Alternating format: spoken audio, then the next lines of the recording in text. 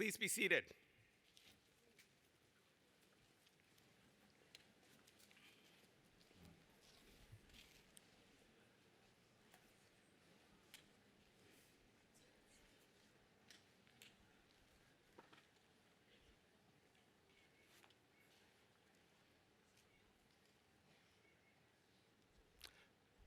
Good morning, all. I'm Garry Jenkins. I'm the 9th president of Bates College, and it is my honor to welcome you to the 159th commencement of Bates College.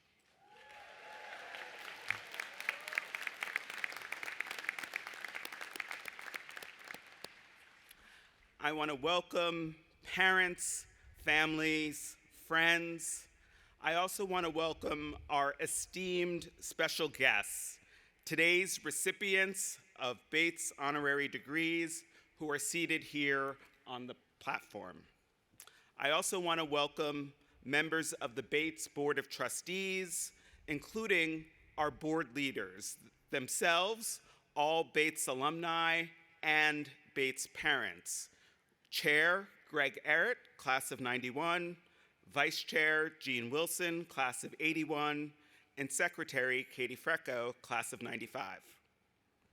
And welcome Bates faculty and staff, and of course, welcome our graduates of the Bates class of 2025.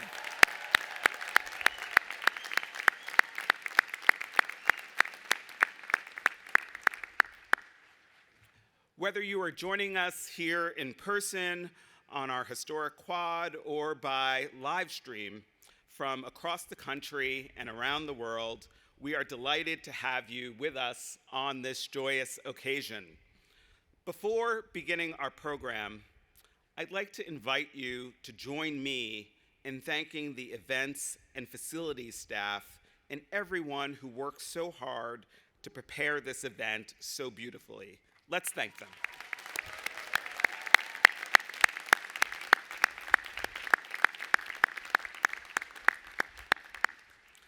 Now, while we have celebrating to do, and that we will do, we also mark the Memorial Day holiday.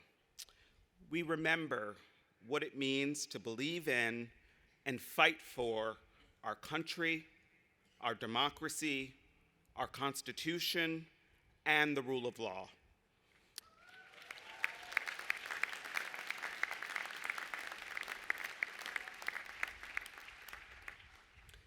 Seniors, let us also take a moment to express the gratitude I know you feel for all the family, friends, and loved ones who are here or spread across the globe, and for the faculty and staff who have been behind you, supporting you, encouraging you at every point along your path to this momentous milestone. I invite you all to stand and show them your thanks and appreciation.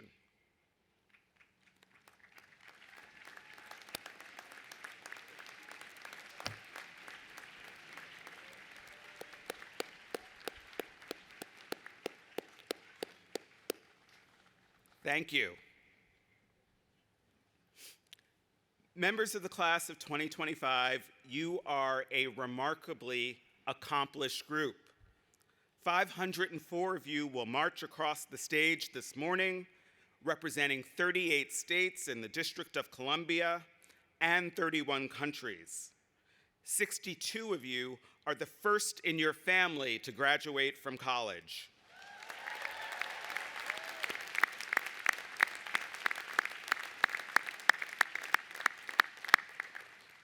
You all have knit this campus and community together over the past 4 years through your engagement and leadership in residence life, as club presidents, as members of student government, as debaters, as team captains in athletics. You have inspired us with your gifts of music, performance, art making, research, thesis writing, and endless intellectual curiosity. You have served as multi-faith and admissions fellows, as purposeful work peer advisors, as ECHO reps and Bonner leaders, and so much more. A whopping 126 of you are double majors, and 4 are triple majors. 34 of you have received departmental honors for a year-long honors thesis. 60% of you studied abroad. 41% of you have participated in a varsity sport while at Bates, many winning all NESCAC honors and even some being named All-Americans.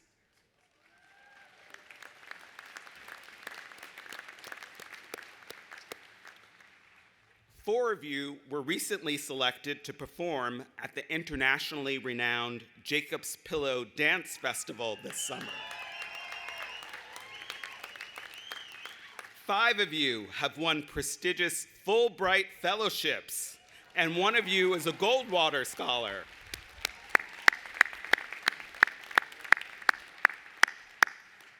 All of this you have achieved while also giving back, especially here in Lewiston, supporting the work of over 100 off-campus schools and organizations through research, volunteering, community work study, and course-based projects. You are off to continue your education in fields like law, applied math and statistics, counseling, international relations, and nuclear engineering. You will study at Johns Hopkins, Columbia, the University of Chicago, the University of Michigan, and more. You are launching exciting careers in banking and finance in New York, in medical research in Boston, in wilderness adventure leadership in Wyoming, in government in Washington, D.C., and so on and so on. And some of you are still deciding what's next, or taking more time to open up the doors you wish to walk through. We are excited for all of you. We know that your liberal arts education will leave you well poised to flourish and make meaningful contributions in whatever you pursue. The world needs Bates graduates, always, but perhaps now more than ever. You've probably heard more than once that these are uncertain times, perhaps so much so that you may be a bit tired of hearing it. And if you're like I was, as a soon-to-be college graduate, you maybe feel like you've got uncertainty enough about your own next steps, your own life journey, let alone without regard to national and world events and issues to pile on top of that. But friends, I've got good news and bad news. I'll give you the bad news first. There will always be uncertainty. Life is defined by change, by the unexpected, by the yet unknown and the always unknowable. The degree of uncertainty and the effects it has on you personally will fluctuate, but uncertainty is a fact of life. Now, of course, you don't need me to tell you this. You know it already. You all finished high school and started college in the midst of a global pandemic. You know about uncertainty. But that's the good news. You've already faced uncertainty. You understand it. And you have the tools you need to manage it for yourselves and to confront and lessen it for others. The world needs Bates graduates. The world needs you. We need you to bring the tools, the talents that you've acquired during your time on this campus for lives of leadership and purpose, ameliorating uncertainty, fueling prosperity and innovation, standing up for what's right, caring for those around you. The world needs your power of deep critical thinking, and sparkling creativity to find solutions to problems and better ways of operating. The world needs your sense of justice and ethics, your dedication to something beyond yourself, your willingness to ask difficult questions and assess the substance of the answers you are given.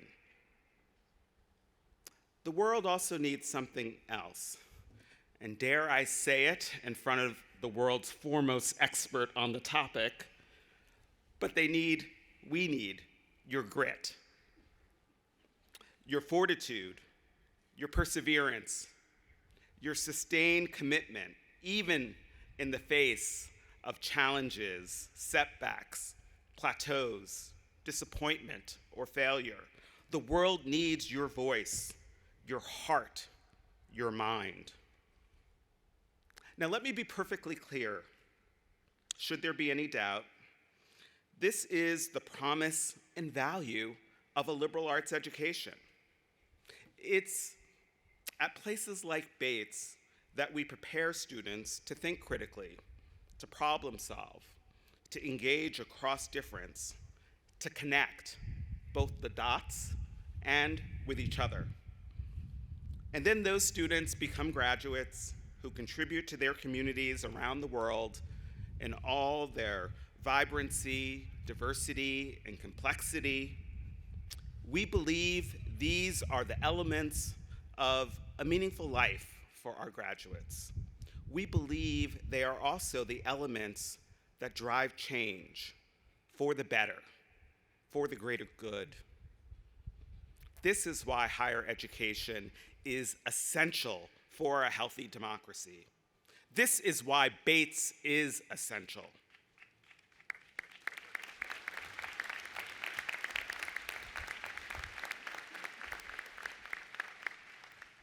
Higher education has long fueled American progress, driving innovation, preparing leadership, enhancing civic life.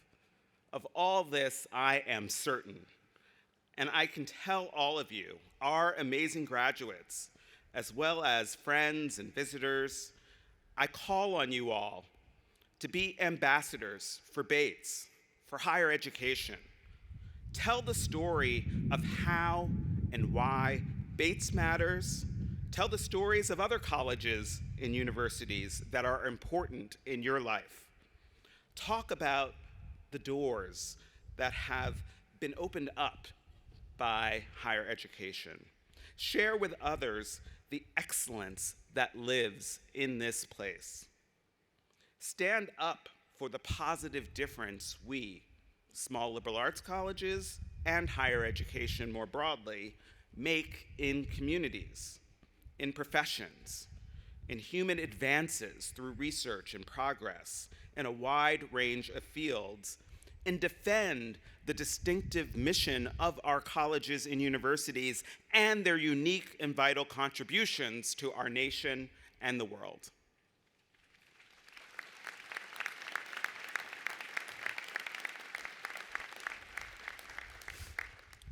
Yet, even when I hold fast to the enduring power of education to shape lives and propel the world forward, I still feel plenty of uncertainty too, born in this particular moment, this fraught and fragile time.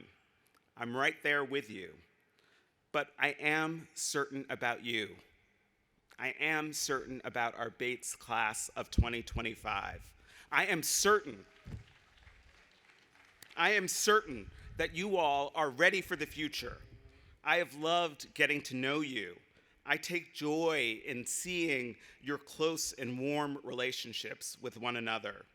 I have loved watching you grow and achieve, face setbacks, and come back stronger. You have all you need to succeed in whatever you choose. And whatever you choose, wherever life takes you, your college community will be here cheering you on. The world needs you, and I am so proud of all the ways I know you will meet those needs. All of us, your Bates family, We are so very proud of you.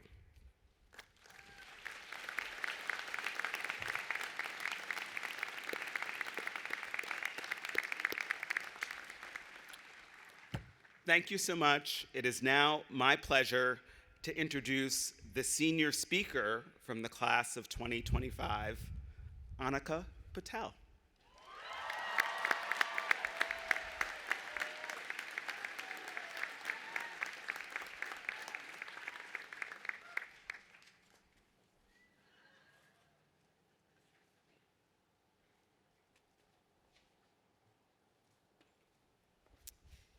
Thank you, President Jenkins. Hi, everyone. Congratulations to you all in the class of 2025 on this momentous day. I want to start off with a moment I associate most with my Bates experience. I'm an environmental studies major with a concentration in global environmental politics. The second semester of my sophomore year, I took scientific approaches to environmental issues with an 8 a.m. lab. My professor, Holly Ewing, prepared us, encouraging snow pants, gloves, hats, everything you would actually need to endure the morning cold. Now, I also grew up in the Boston area my whole life, so I figured, how much colder can Maine winter really be? I only wore a jacket, Blundstones, which we all know is a bobcat necessity, and a hat. That's right, no gloves. I politely declined when we were offered snowshoes. That just seemed silly to wear around campus.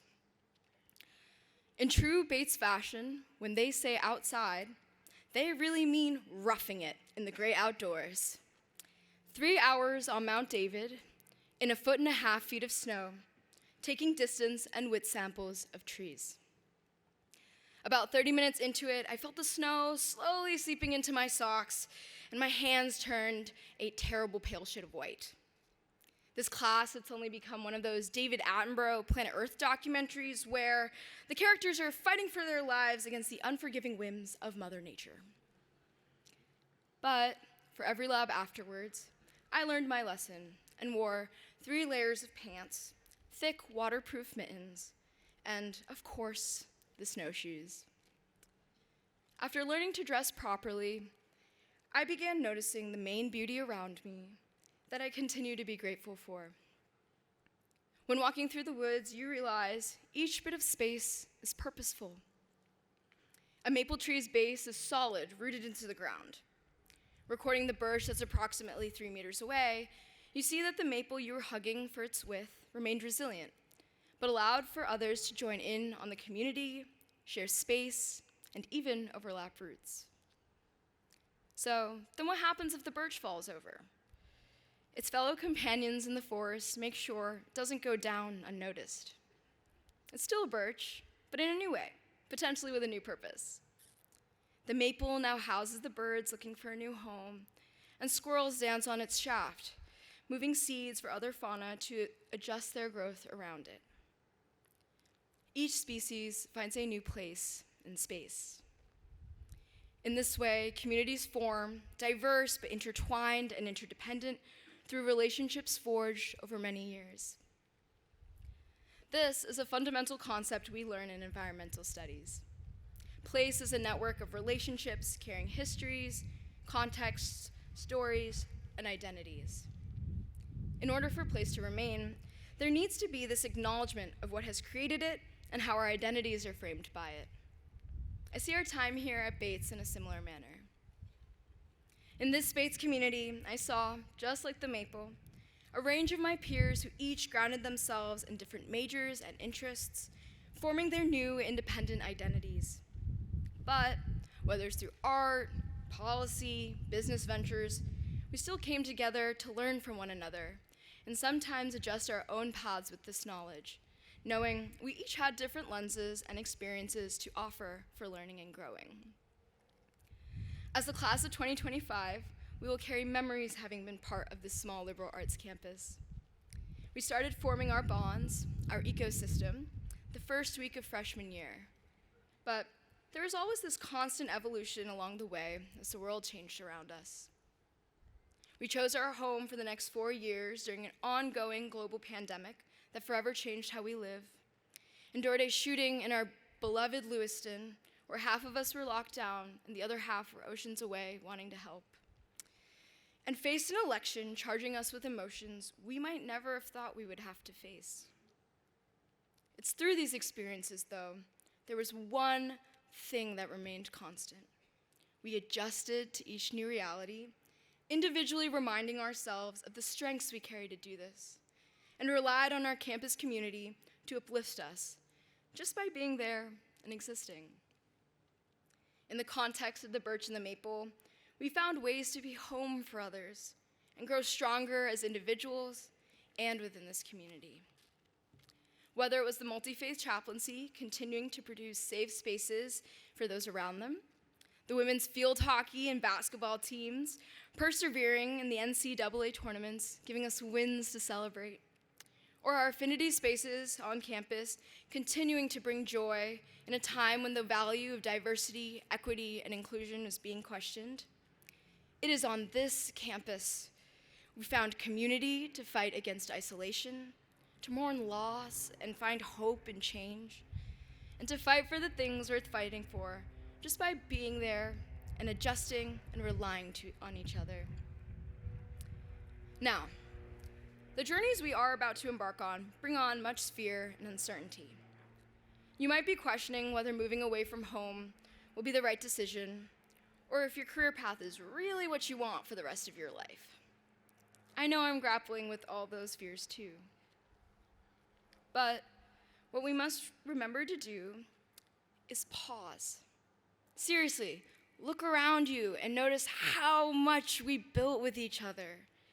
And remember, we're really not alone in all these fears. Like the hypothetical fallen birch in our Mount David ecosystem, we will find ourselves in new circumstances and in a new ecosystem. The stories, contexts, relationships formed are all experiences you've absorbed along this journey with Bates. We can be confident that these skills, the ability to connect, to communicate, to respect, to flourish, are not easily forgotten. In our small liberal arts campus, we have faced so many challenges and always found ways to solve them through fostering a community that valued our own identities and cherished others'. There is no doubt we will be able to grow and thrive in whatever communities we become a part of in the future because we have Bates. So, as you all go out into the world and make your mark, remember that like the trees standing their ground on Mount David, uplifting the species they interact with, we too will have this place.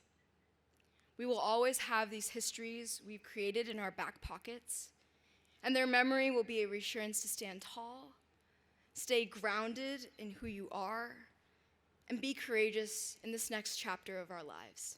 Thank you.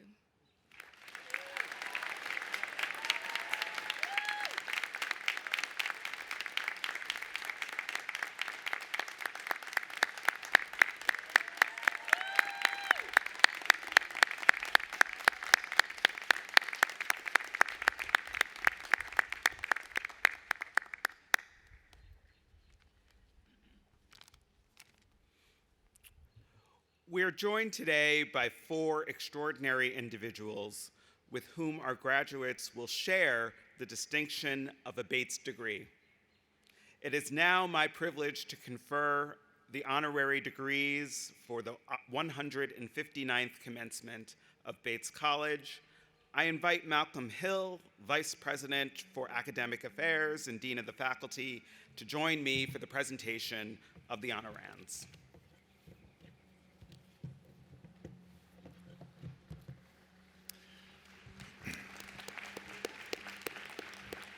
President Jenkins, I present Mary Bonauto.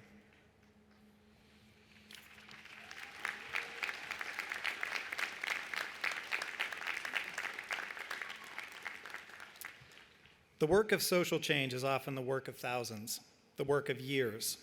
Often it is the work of generations. So while we recognize our first honorand for her extraordinary contributions to the common good broadly speaking, and to marriage equality in particular, we acknowledge, as we know she would want us to do, that hers have been just two among many hands pressing at the limits of equal treatment for all people over recent decades.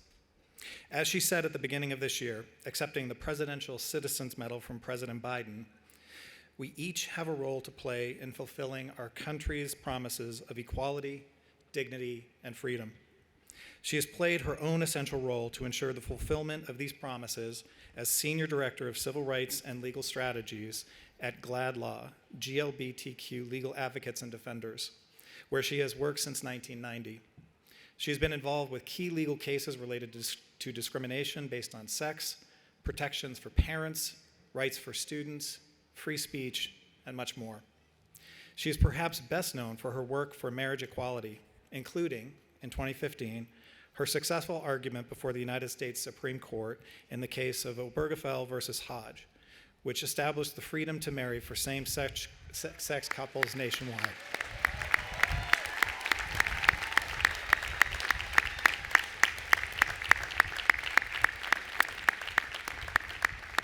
It was a transformative case, widely recognized as having been won through careful strategic timing and prudent presentation of historical context, or, as the MacArthur Foundation said in awarding our honorand a Genius Grant in 2014, through mindfulness of the risks of loss and political backlash when social reform litigation advances ahead of public understanding.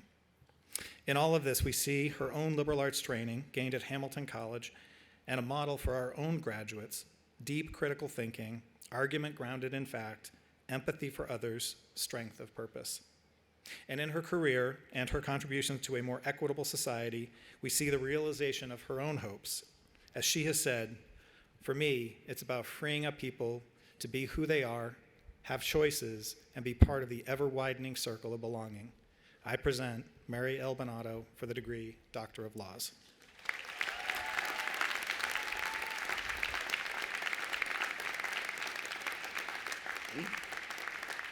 Mary L. Bonauto, with clarity and conviction, prudence and persistence, you have helped widen the circle of belonging and remind us why this matters in a democracy. Your gift to us is nothing less than our choices and our freedoms, truly a gift beyond measure.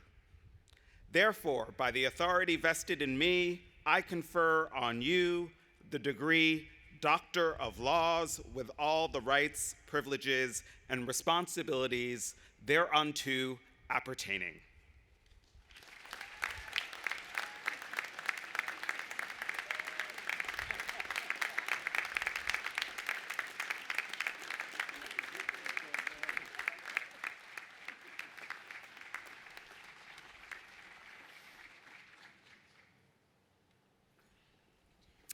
President Jenkins, I present Stanley Nelson.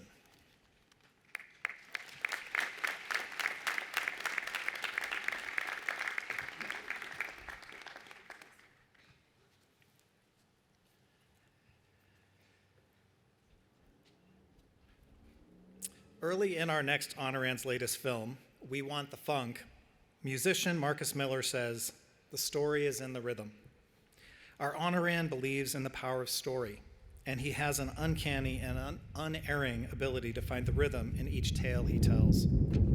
He is a prolific and prolifically talented and prolifically honored documentary filmmaker, focused on telling the stories of Black Americans, lifting up those narratives that haven't been told, and sharing other narratives, ones that we presume we know, in new and revelatory ways.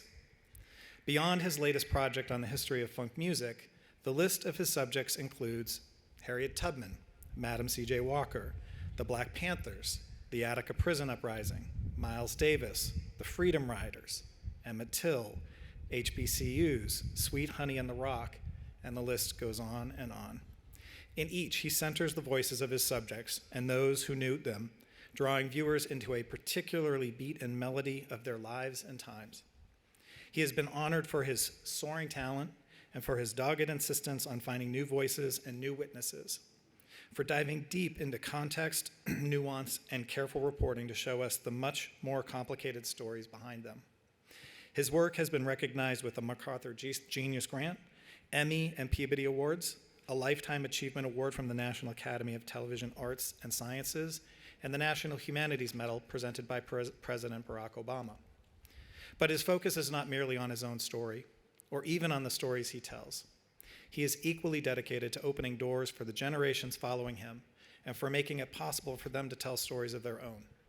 To this end, in 2000, with his wife Marcia A. Smith, he founded Firelight Media, whose documentary lab program has helped launch the careers of more than 100 nonfiction filmmakers of color. And their Firelight Films production company supports nonfiction films by and about communities of color. The governing values of this work are artistic freedom, authenticity, community and solidarity, excellence, and love. The very rhythm, the driving beat of a vibrant and thriving culture to which our guest has made tremendously important contributions. I present Stanley Nelson for the degree Doctor of Fine Arts.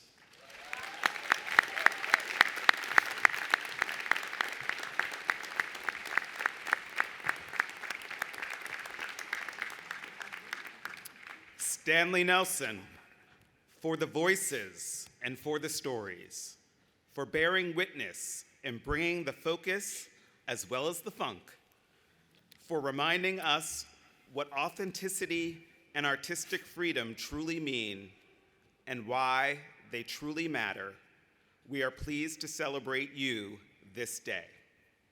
Therefore, by the authority vested in me, I confer on you the degree Doctor of Fine Arts, with all the rights, privileges, and responsibilities thereunto appertaining.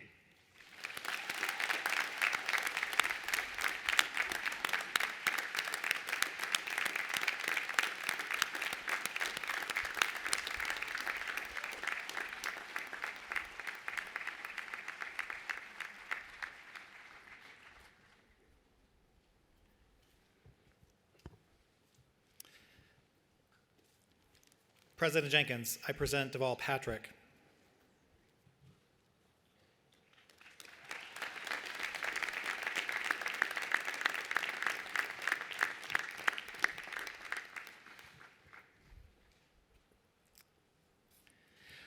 On this day that we gather together as a college community, it is right and good that we should honor an individual for whom community is a central theme.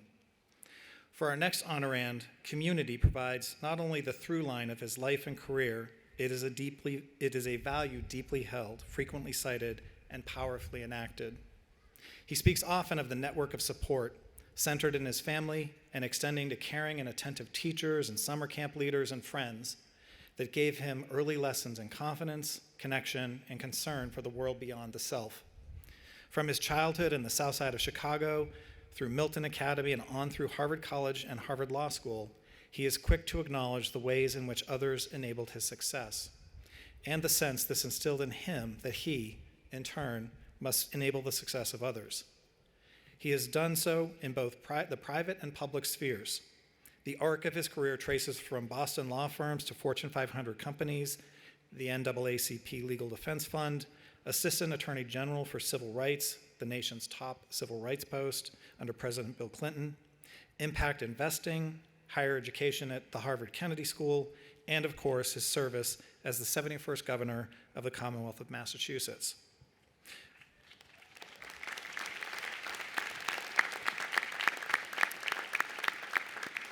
While in office from 2007 to 2015, he sought to improve the experiences of his community with a focus on student achievement, healthcare coverage, entrepreneurial activity, and veteran services. He was applauded by the Human Rights Campaign for his defense of Massachusetts' first-in-the-nation law allowing same-sex marriage. He was likewise commended for positioning the state as a global leader in biotech and as a national leader in clean energy. And when he entered the presidential race in 2019, he said he was running in a spirit of profound gratitude for all the country has given to me and with a determination to build a better, more sustainable, more inclusive American dream for the next generation. A member of a community dedicated to serving those around him, driven by belief in the brighter tomorrow, I present Deval L. Patrick for the degree Doctor of Laws.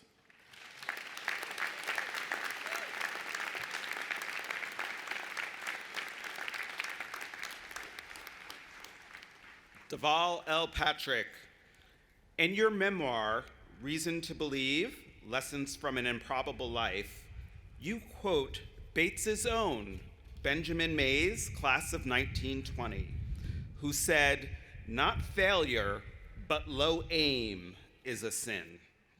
For all the ways that you have aimed high and inspired others to do the same, for strengthening the power of community, for a remarkable career of leadership and service across sectors, we are honored to welcome you into the Bates community today. Therefore, by the authority vested in me, I confer on you the degree Doctor of Laws with all the rights, privileges, and responsibilities thereunto appertaining.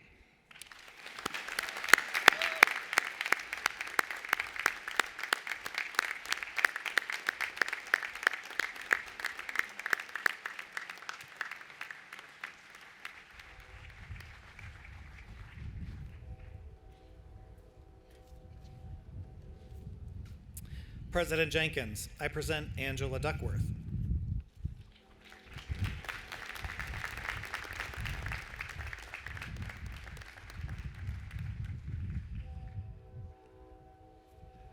Our final honorand and our commencement speaker today is a psychologist and author who seeks to better understand human behavior and to use psychological science to help children thrive. She is perhaps best known for her best-selling book, Grit, The Power of Passion and Perseverance, and for her TED Talk on the same topic, which has been viewed over 35 million times. She is an expert on the theme of how a combination of determination to achieve a goal and a love for the effort involved in achieving that goal can result in success. She frames the formula as passion and perseverance. But it sounds to those of us at Bates a lot like our motto, Amore Ac Studio, with ardor and devotion. Indeed, it is with ardor and devotion that our guest has pursued her own professional goals. She was a management consultant and a teacher of math and science before having, in her words, an early midlife crisis. She wanted a calling. It didn't come easily, but she ultimately earned a doctorate in psychology from the University of Pennsylvania, where she is today, the Rosa Lee and Egbert Chang Professor of Psychology and the faculty co-director of the Penn Wharton Behavior Change for Good Initiative and the Wharton People Analytics. She is also frequently called upon by Fortune 500 companies and professional sports organizations to advise on the mechanics and meanings of grit. When her book came out in 2016, the Wall Street Journal said that its great service was due to its down-to-earth definition of passion. To be gritty, an individual doesn't need to have an obsessive infatuation with a goal. Rather, they need to show consistency over time. Consistently, over time, our honorand has done us the great service of helping us think in new ways about who we are, what we want, and how we might get where we wish to be. As we prepare to send another class of graduates out into the world beyond Bates to find and forge new paths, we could hardly do better than to offer them our honorand's own words from the conclusion to grit. To be gritty is to keep putting one foot in front of the other. To be gritty is to hold fast to an interesting and purposeful goal. To be gritty is to invest day after week after year in challenging practice. To be gritty is to fall down 7 times and rise 8. I present Angela Duckworth for the degree Doctor of Humane Letters.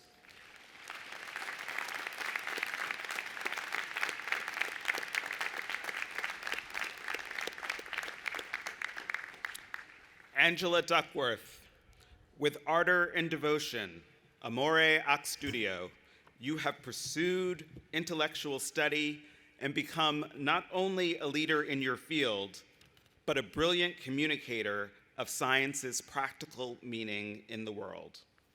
For your many contributions and for embodying and illuminating the ideals of meaning and purpose, we hope all Bates graduates find in their lives, we offer you our profound gratitude and appreciation.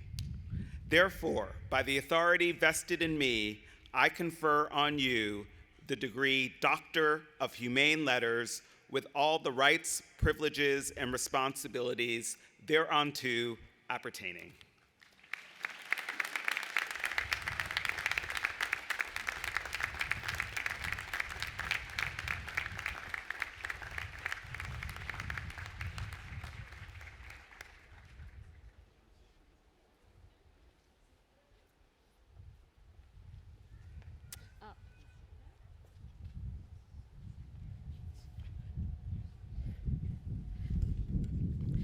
Good morning, Bateses. Oh, before I begin, President Jenkins, I'd like to ask you for a favor, if that's okay. Don't want to get distracted up here, so I wonder if you might hold on to my phone. Let me put it on silent. It is. Is that okay? Okay, thank you. Oh, one more thing. Would you mind if I held your phone too? I promise to give it back, swear. Yeah, thank you. Awesome.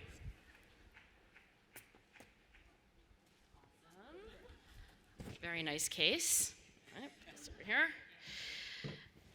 Okay, graduates, I'd like your help too.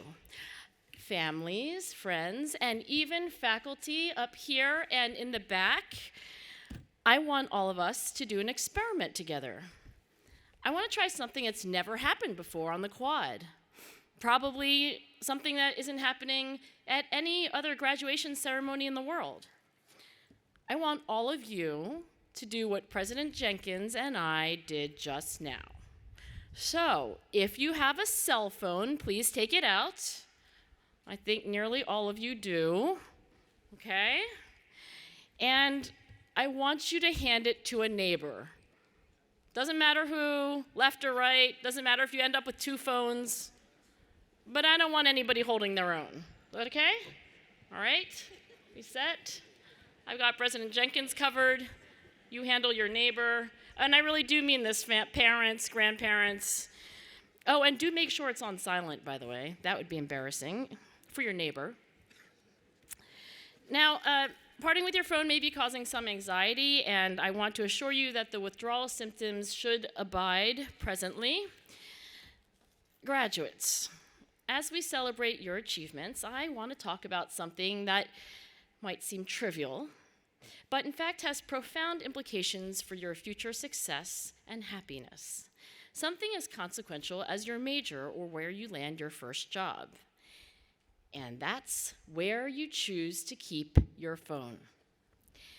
Where you physically place your phone just might be one of the most consequential decisions you make. And unlike some decisions, the choice of where you keep your phone is one you get to make over and over again, every hour of every day for the indefinite future. I've spent my career studying grit, goals, self-control, and this research has made one thing abundantly clear, and it may surprise you, because it definitely surprised me. Willpower is overrated. In study after study, psychologists like me have found that achieving what you want out of life has very little to do with forcing yourself to act in one way or another. In fact, if you follow around successful people as they go about their everyday lives, you discover that they rarely rely on inner fortitude to resist temptations in the heat of the moment. Instead, they avoid them altogether. In other words, successful strivers are exquisitely aware of how the situation shapes their behavior, and they deliberately design their situations in ways that make wise choices easier. Which brings me back to your phone. Your generation, Gen Z, is spending more than 6 hours a day on their phones. If you have a younger brother or sister, the odds are that they're spending even more time on their screens. Teenagers in the United States are now up to about 8 hours a day on screens. That's 56 hours a week, a full half of their waking lives. If being on a phone were a paid job, we'd be getting overtime. Now, each time you pick up your phone, you invite a cascade of notifications, messages, and images to hijack your attention. Each time you stare into a screen, you look away from what's around you. And research suggests that very often you do so reflexively, mindlessly, automatically. In other words, when you pick up your phone, you may be doing so as instinctively as blinking or breathing. 10 years ago, when I was researching my book, Grit, I interviewed athletes, artists, CEOs, scientists. They were all at the top of their game. Now, the word grit may make it sound as if these world-class performers just force themselves to do things, but that's not accurate. They love what they do, and because they love what they do, they create sanctuaries where they cannot be distracted from their craft. I didn't interview her for my book, but my mom is one of my very favorite artists. As a painter, she says it's nearly impossible to do your best work unless you have, as the writer Virginia Woolf once put it, a room of your own. My mom was in her late 80s when she marched down the hall of her senior living community and knocked on the door of the manager. "Could I use the unoccupied apartment 1 floor below mine?" she asked. "Why?" the manager wondered. "Oh, I need a place to work," my mom explained. "A room where I can get things messy and not worry about it, and where I won't be interrupted." The manager's answer? Yes.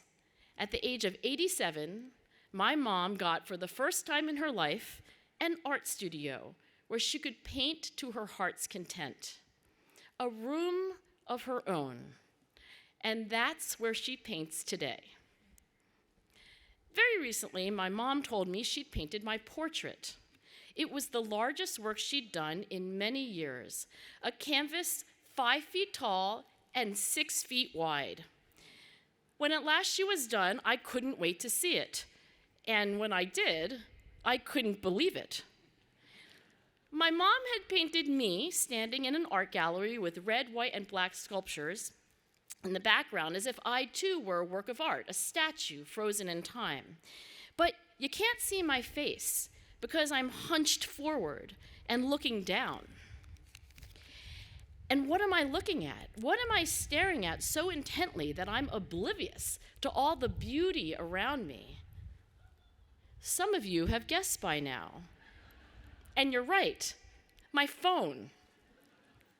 When I asked my mom why on earth it was that she chose that particular composition, she said simply, "Oh, that's how I see you most of the time." Of course, I rushed to defend myself. I pointed out that when I'm on my phone, I'm not playing Candy Crush or scrolling through TikTok. But then, in the middle of justifying my need to pound through work emails, I realized something. The fact that I was using my phone every moment of the day to do work doesn't make it fine. At least, it doesn't make it fine by me, because I don't want to spend my entire life oblivious to what is going on around me. In my research, people who vow to spend less time on their phones typically rely on willpower to do so.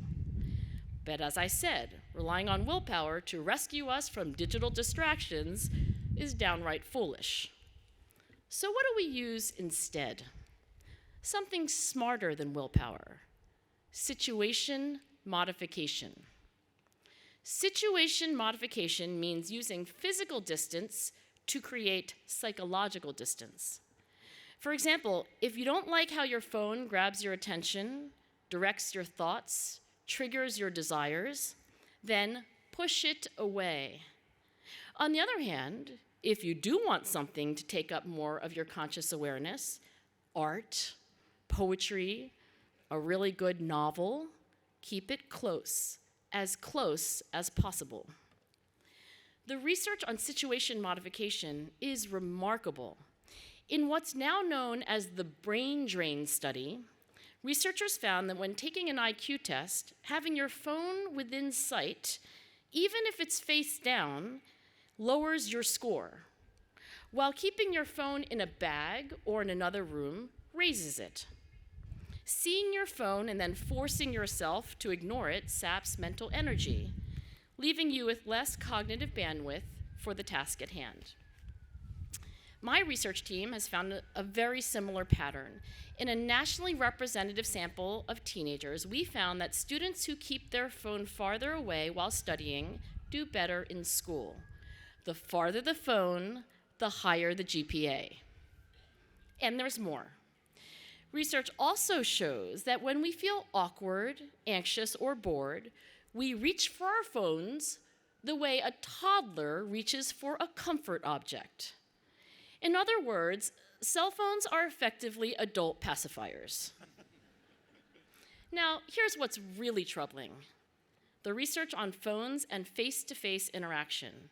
The surging popularity of social media since 2004 parallels a striking decline in time spent socializing in person over the same period, something that I think Batesies know a lot about, in-person community.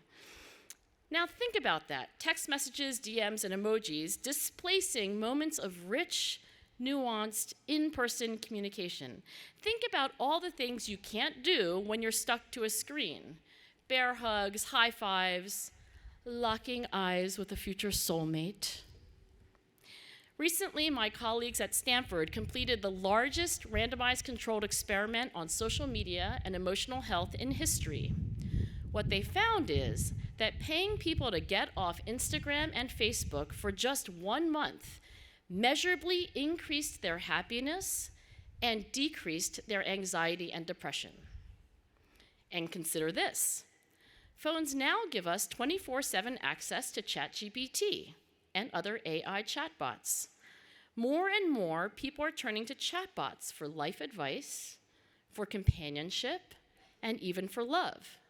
Harvard Business Review, by the way, says that is the #1 use now of chatbots: companionship, advice, and comfort, affection. What if the time we spend commuting with digital companions displaces the time we spend with one another? That's the concern of a terrific young researcher named Dunnigan Folk. Dunnigan has found that people turn to chatbots when feeling lonely, but those interactions with chatbots may actually increase loneliness in the long term. In other words, chatbots may be the equivalent of social junk food, providing short-term gratification at the cost of long-term nourishment. Shaping your situation before your situation shapes you starts simply, and today you've made a start. Sure, I nudged everyone to hand phones to neighbors, but the decision to do so was yours. Here are 6 ideas for dealing with your phone. 6 ways you can use situation modification in your everyday life. See if any of these appeals to you. Number 1, when you need to focus deeply, put your phone in another room. Out of sight is out of mind. Number 2, change your sky to screen ratio. When you're feeling awkward, anxious, or bored, get up and walk out the door. The blue canopy above, even on this cloudy day, well, it has no marketing department, no fancy algorithm to keep you hooked. But whoa, what an awesome alternative to the glowing blue rectangle in the palm of your hand. On August 22nd, 1853, Henry David Thoreau reflected on his 2-year experiment of living at Walden Pond. In his journal, he wrote this: "All nature is doing her best each moment to make us well. She exists for no other end. Do not resist her. With the least inclination to be well, we should not be sick." Unfortunately, very few of us are taking Thoreau's advice. These days, most American adults spend less than 1 hour a day in the great outdoors. So that's a sky to screen ratio of about 1 to 6. Only you know your own sky to screen ratio. Only you can change it. Number 3, when you're having dinner with people you care about, for example, this very evening, you might agree to keep your phones off the table, ideally in a zip pocket where your habit of reaching for it will be interrupted. Number 4, when you're behind the wheel of a car, keep your phone beyond arm's reach. Each year, distracted driving causes nearly 800,000 accidents, more than 300,000 injuries, more than 3,000 deaths. Number 5, don't keep your phone in your bedroom. As relationship expert Esther Perel says, if the last thing you stroke before bed and the first thing you caress in the morning is your phone, you are not moving in the right direction. And finally, number 6, when you decide deliberately that you want to listen to something on your phone, look up the Ezra Klein podcast featuring the British author Zadie Smith. When Ezra asks Zadie why she refuses to get a smartphone, she says this: I had one for 3 months in 2008 when it came out. Other people's opinions matter to me, as I'm sure they matter to everybody. The thought of being exposed to those opinions every second of every day, of having to present my life to other people in some other form than it exists every day, like a media presentation, I cannot imagine what my mind would be, what my books would be, what my relationships would be, what my relationship with my children would be. Speaking of relationships, situation modification isn't about abstinence. It's about intentionality. It's about creating space between stimulus and response, between notification and reaction. And it's about reclaiming your attention. Here's something else to consider. At Bates, face-to-face conversations with friends, came built into your daily life. You lived together on campus, you studied together, at least sometimes, in LAD. Of course, you ate together in Commons. But starting today, maintaining your friendships will require more deliberate effort. You'll need to schedule time, travel distances, and prioritize showing up for the people who matter to you. All that becomes infinitely harder when your default response to free time is to dive into your phone. Now, some of you may be thinking, wait, my phone helps me connect with other people. And that's true, phones can connect us to people who are far away. But they can also separate us from the people right in front of us. How many times have you been alone together with a friend, physically present, mentally elsewhere, scrolling through feeds, pretending to listen? How often have I ignored my own mother? Small acts of situation modification may seem trivial, but they compound over time. That's what one of my closest friends told her 2 boys as she removed the flat-screen TV from the family living room. Oh, the boys complained, but she reminded them of the Hindu proverb her own mother had passed on to her. You worship what you sit next to. President Jenkins, thank you for permitting this little experiment that we all just carried out together. Now that we know what it feels like to be separated from our phones, it is time to get them back. So take them out, exchange them. President Jenkins.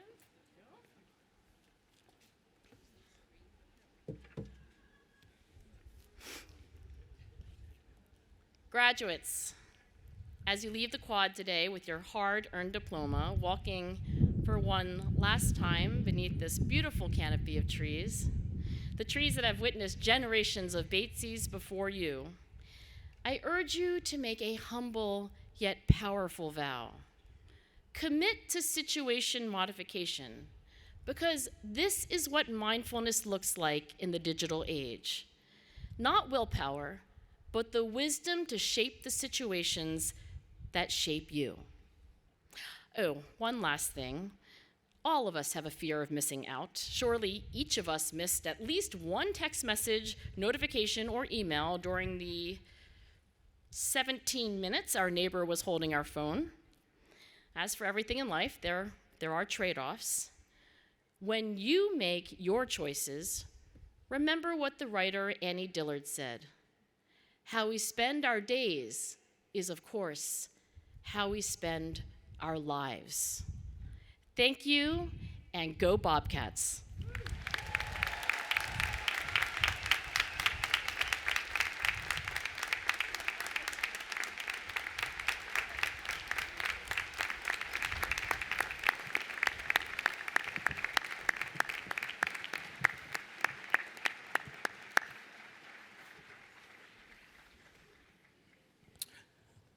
We are now at that part of the ceremony that you've been waiting for. The baccalaureate degrees for the class of 2025 will now be conferred.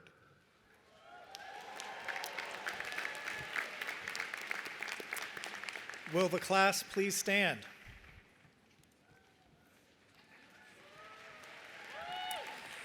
President Jenkins, I have the honor to present those candidates before you and those whose names appear on the program. They have been recommended by the faculty as having completed all appropriate academic requirements for the degree Bachelor of Arts or Bachelor of Science, and they present themselves to you for the confirmation of their degrees.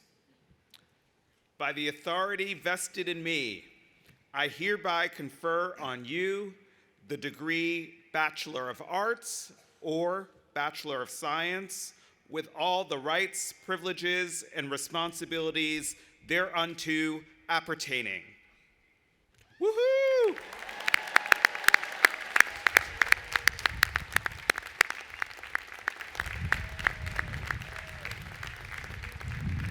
You may be seated.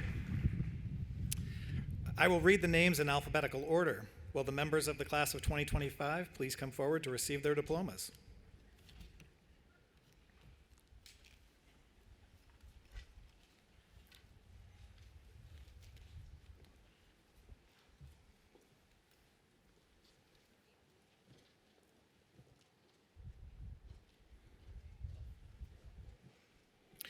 Benjamin Gregory 80.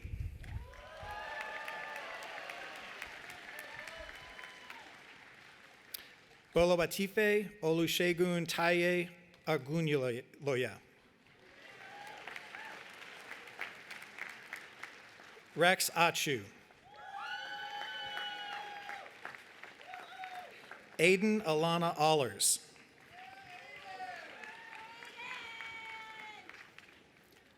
Aniza Ariana Ahmad.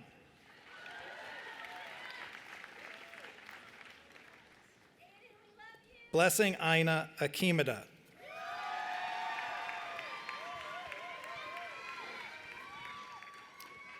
Esmeralda Alfaro.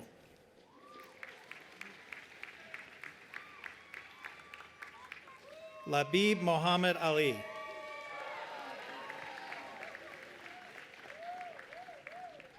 Lua Ali Nasir.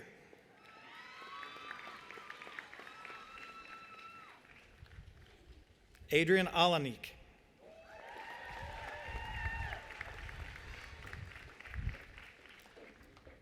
Amarachi Alozi.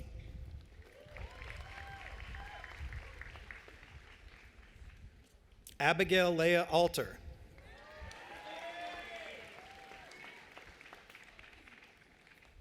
Maggie Elise Amin.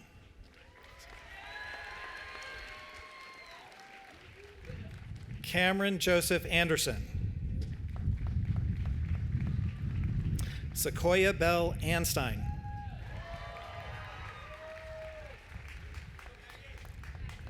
Kerrigan Laurel Anazuski.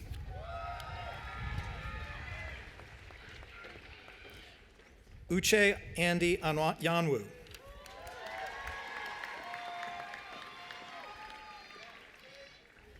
Sierra Luna Aponte Clark.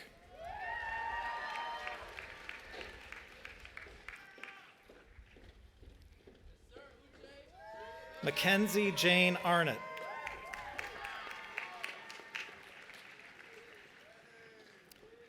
Ryan Odemar.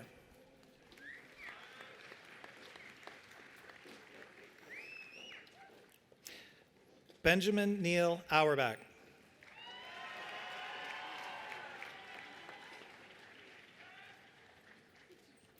Ren Ald Brokish.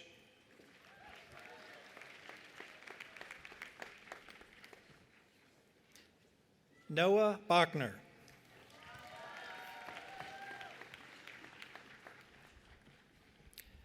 Helen Grace Badger.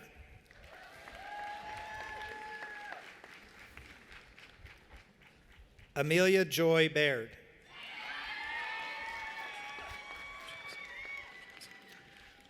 Juhan Ojosa Baker Wainwright.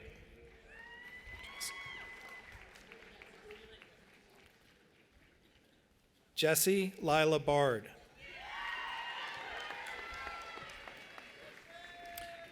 Lydia Davis Barker.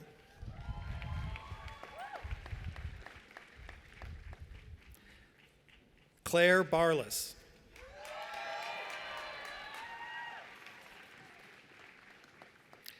Emily Rose Barnes.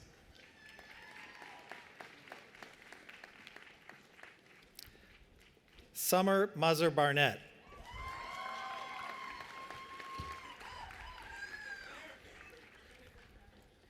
Ariana Barreto.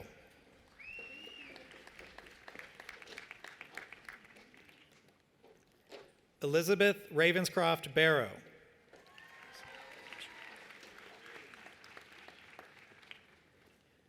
Ilyas M. Bashir.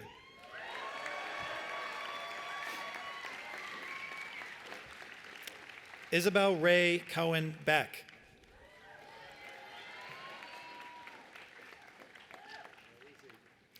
Oyuka Behari.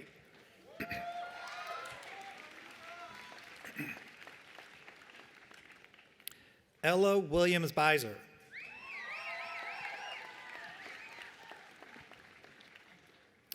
Nathaniel Naganuma Benioff.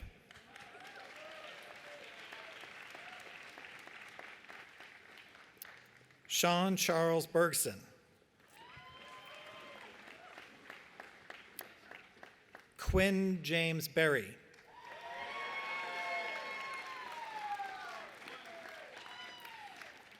Joseph Richard Bianchi.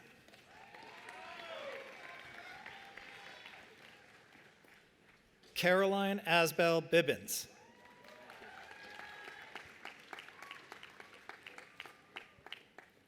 Brandon Anthony Bigane.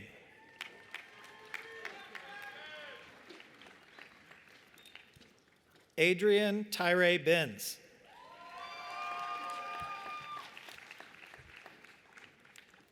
Gracie Ann Bloom.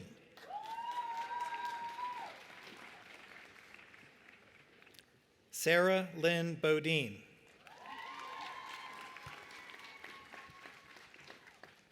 Claire Elizabeth Bomer.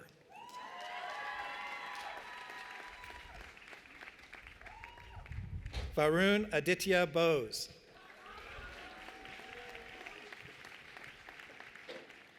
Colton Lee Bossele.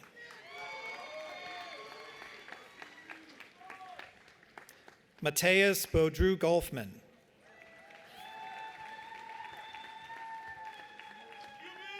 Nyla Elise Boynton Jarrett.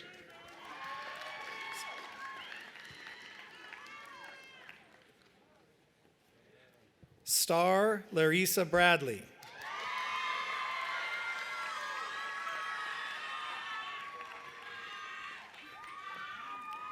Wilder Adams Brayshaw.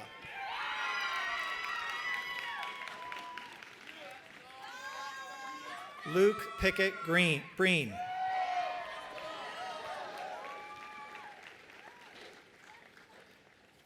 Charles Guston Breifogel.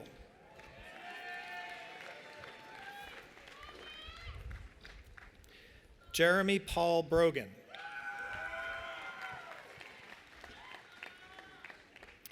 Lucy Hyde Bronstein.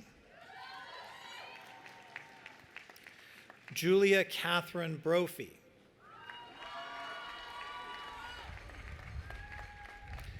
Nick Brown.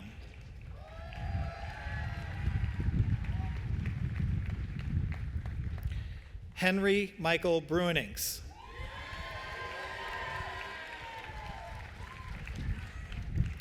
Lola Maria Bushkowski.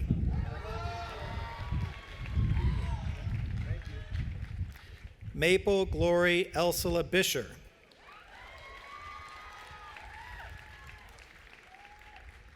John Cameron Bullock.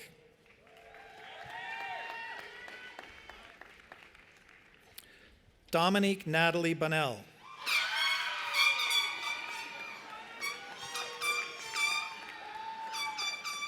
Hannah Mason Burdick.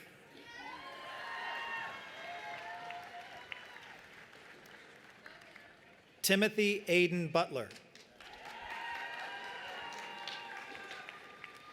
Julia Anon Pak Buzzacott.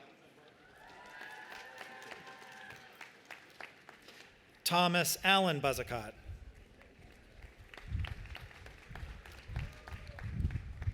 Chase Stephen Buzzle.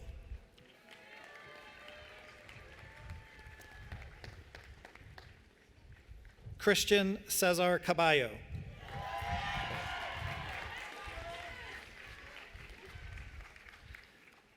Dalila Marisol Caceres.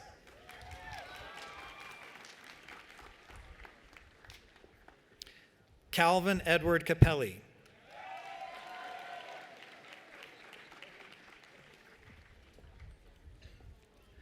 Lydia Wong Carlos.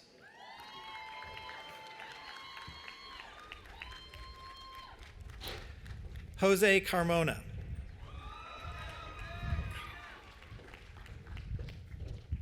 Sofia Isabella Caray.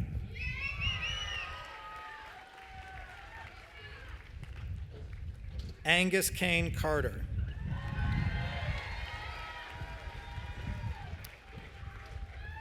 Sophie Casserly.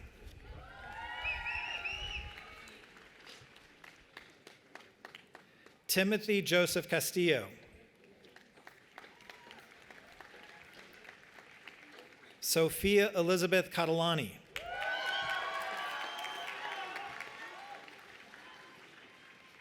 Phoebe Elizabeth Chase.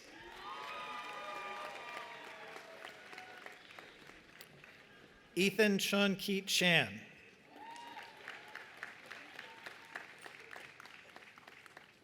Dhruv Chandra.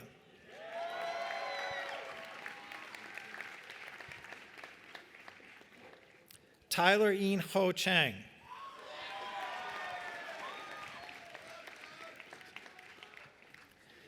Samuel Wegner Child.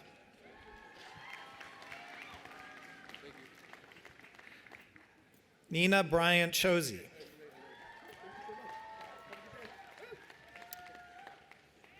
Sean Sven Christensen.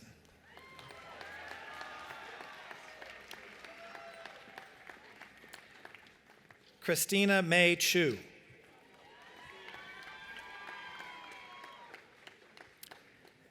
Ava Florence Clancy.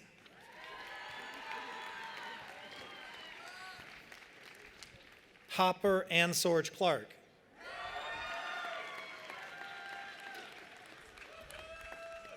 Miles Avery Clark. Ryan Thomas Clark.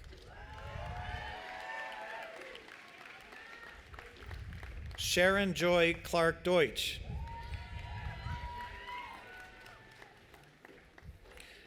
Simon Lawrence Clark. Nicholas Peter Clifford.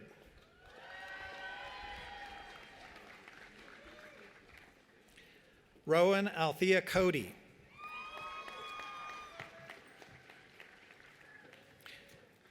Anna Elizabeth Cole.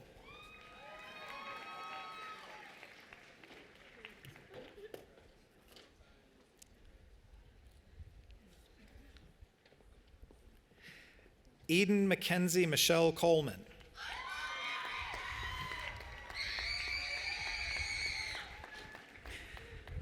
Sadie Jane Coleman.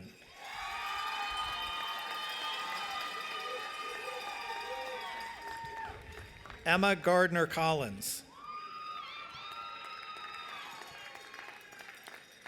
Joshua Joaquin Collins.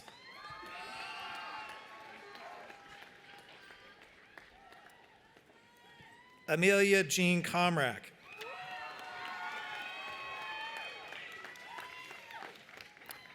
Sarah Megan Cook.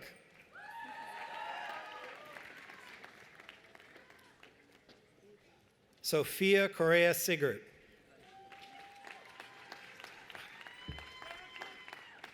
Gerard Costa Farre.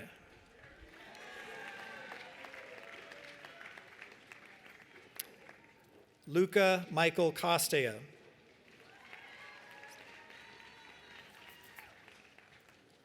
Anna Louise Cody.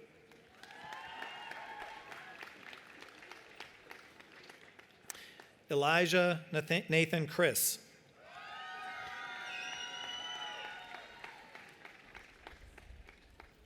Daniel F. Cronin.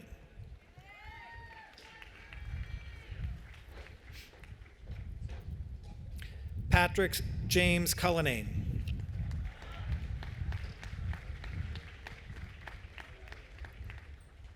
Frederick John Curtis. Ooh.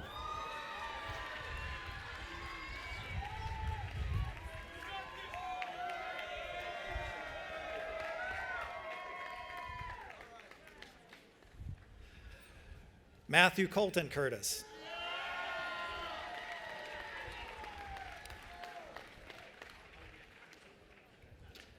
Luke Day.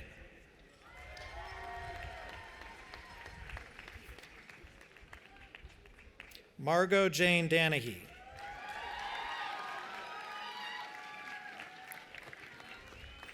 Elijah Miller Dawson.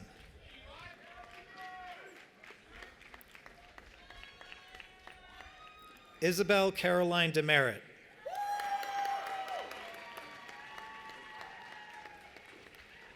Sophie Campbell Demerit.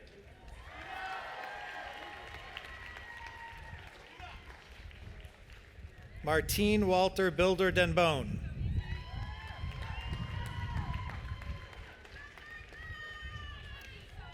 Wes Thomas Diorio.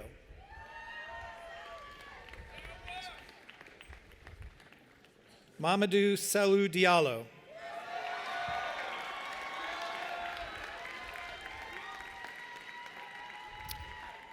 Graydon Alexander Dinsell.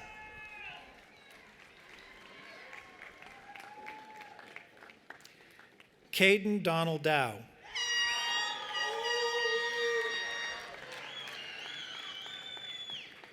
Jane Silverman Drum.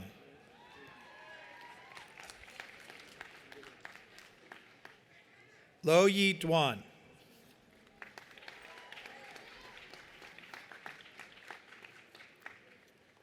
Finian Joseph Duffy.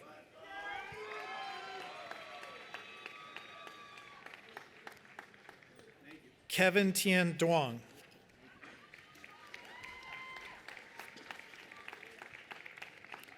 Chloe Duanal.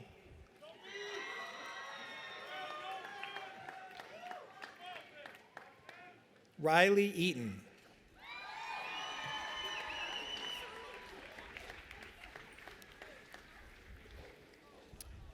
Hayden Gregory Ekblom.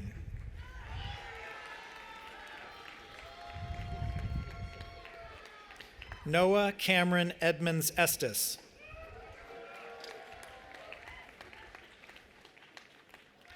Lucy Morgan Edmonds.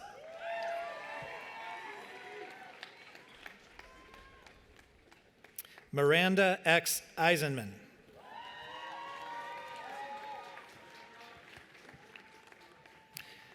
Denham Merrick Evans.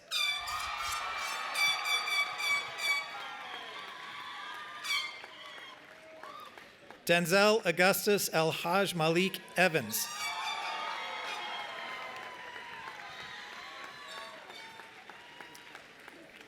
Kirsten Sylvia Farm.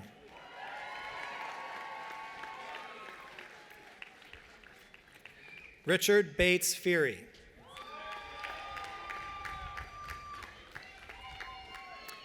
Maria Rose Femia.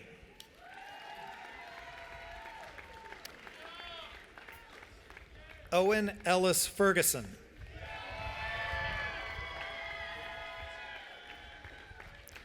Mara Catherine Ferrigno.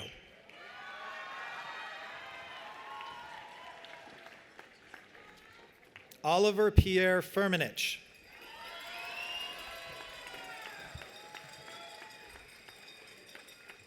Ainsley Coleman Fisk. Grace Warner Flaherty.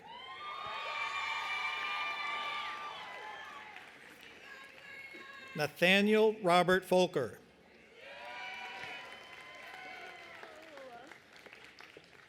Isabel Noble Forcier.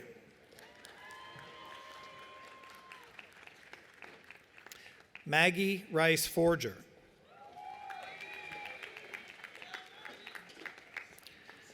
Noah Benjamin Foreman.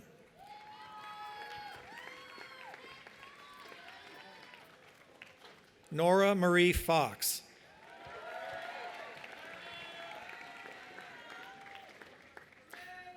Owen Stewart Fox Welpton.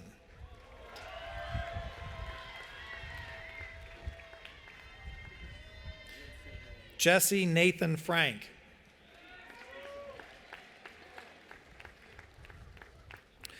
Molly Abigail Franklin.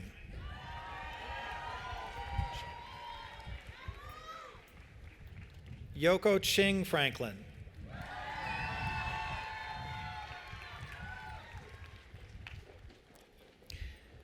Elizabeth Anna Frecco.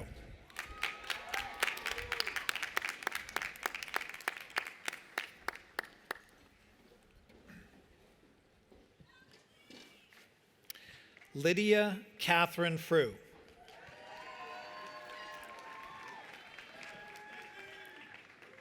Caroline Rose Friedman.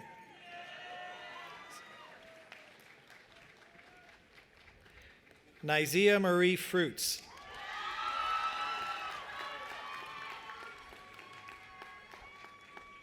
Devante Fuentes Williams. Good job. Mohammed Khalaf Gabsi. Daisy Elizabeth Gallagher.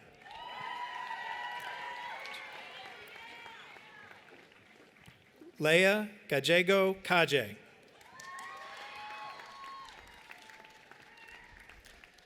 Samantha Elizabeth Gamber.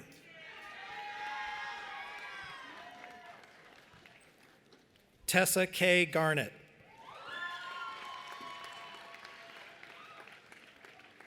Emma Guy.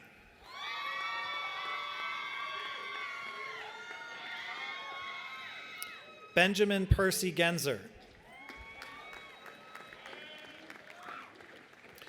Lauren Evangeline Giorgio.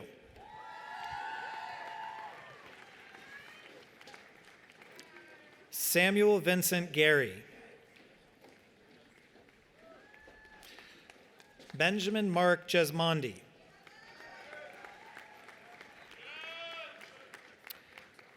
Grace Margaret Jesmondi.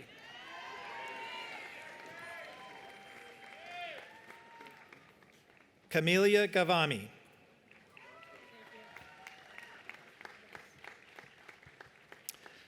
Olivia Page Gidlow.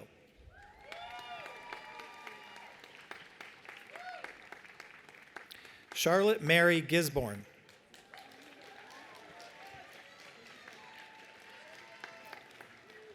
Garrett Mark Glasgow.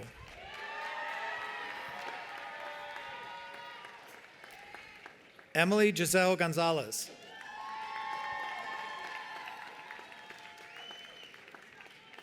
Madison Lee Gonzalez.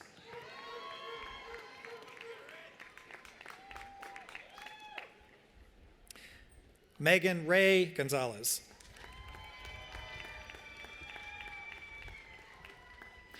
Maxwell Alexander Good.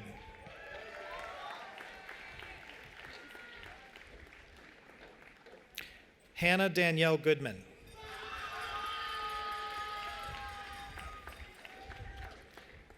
Britton Reese Gorfain.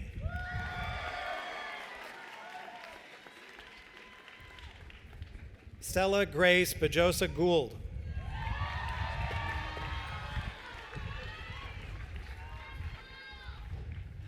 Elizabeth Good Gramley.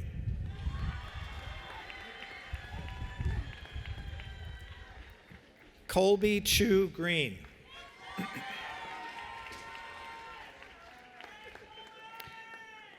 Henry Mills Griffin.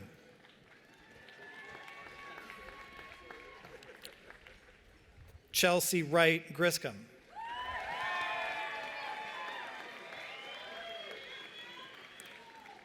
Jeremy Bowie Grossman.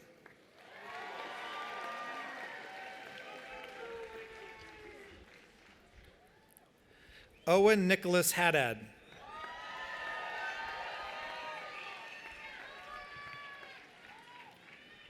Sophie May Hafter.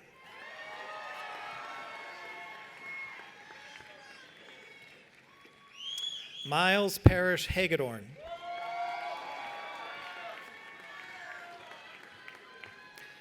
Olivia Blythe Hall.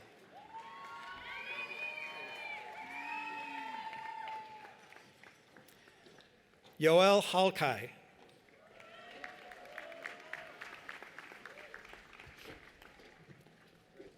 Matthew Elias Hamilton.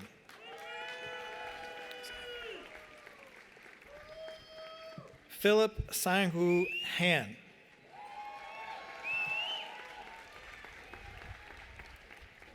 Catherine Ann Hansen.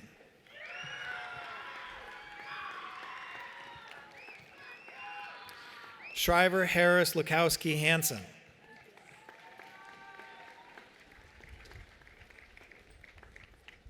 Samuel Lincoln Hansen.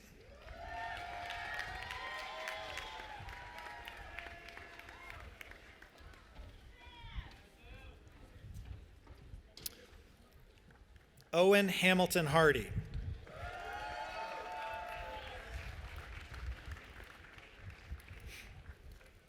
Harrison Quinn Rollins Hartnett.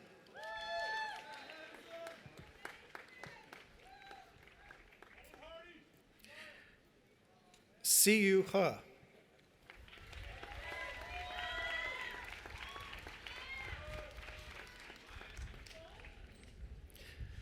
Luke Francis Heafy.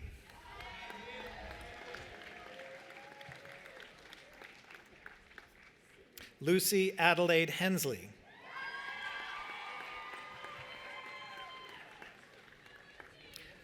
Margaret Jean Hilwig.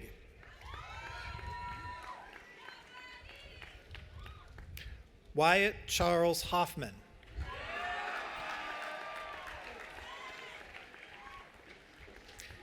Tatum Yana Hawley.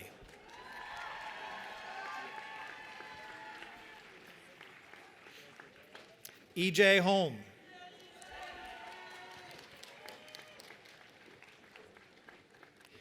Risa Sud Horiuchi.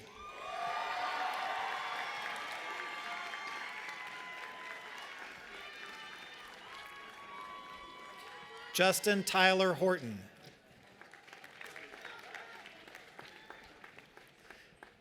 Nicholas Jean-Marie Eddie Hottermans.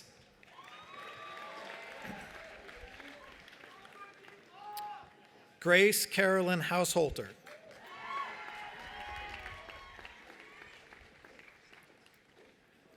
Lillian Claire Hauser.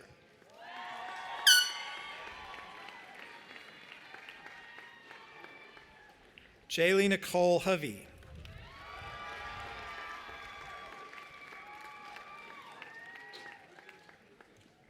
Emily Singh Huang.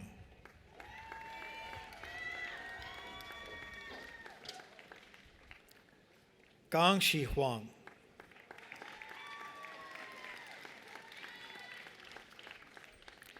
Caroline Louise Hughes.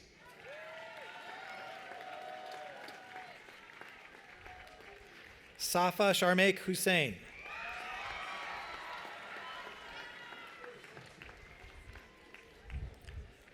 Benjamin David Huston.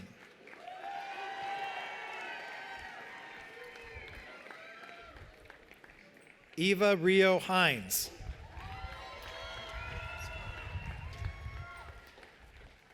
Sophia Chulota Isabella Ibe.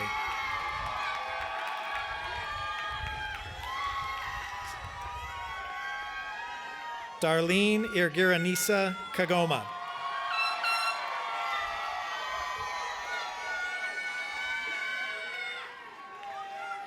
Joey Ireland.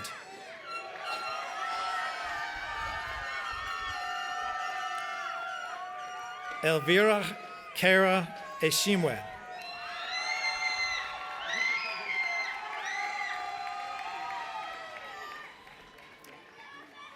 Elizabeth Hayden Jack.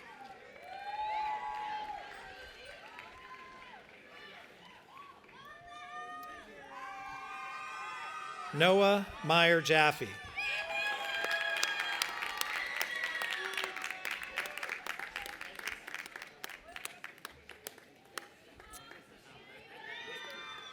Nima Chama.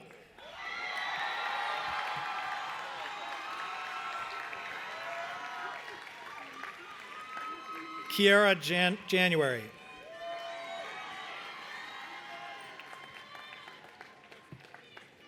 Eric Magnus Johnson.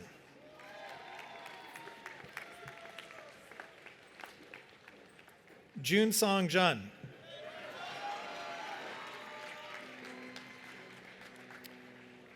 Johnny C. Giapong.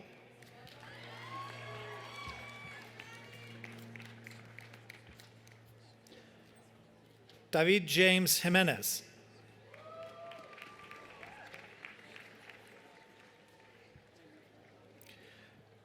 Carolina Jimenez Tadio.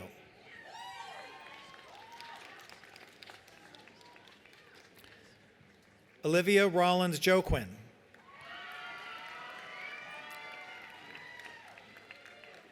Inez Kathleen Johnson.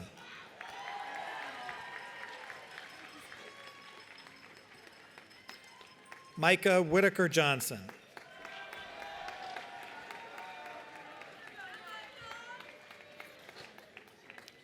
Seth Edward Johnson.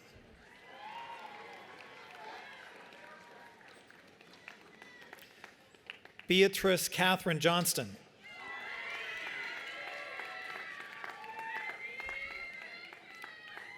Kendall Natalie Jones.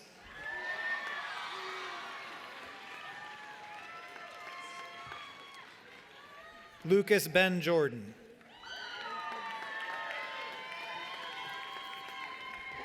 Adam Lee Joseph.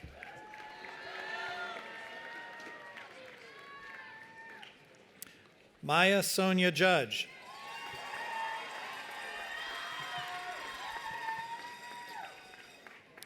Matthew Joseph Juno.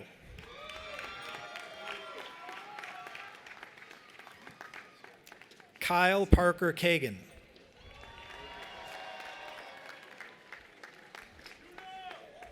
Krishna Kakani.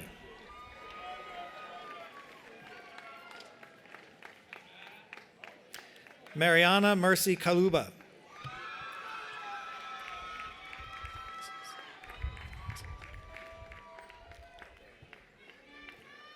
Evangelo Kapathanasis.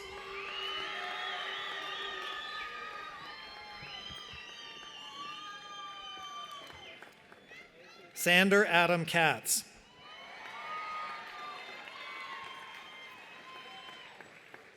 Caitlin Lee Kavanaugh.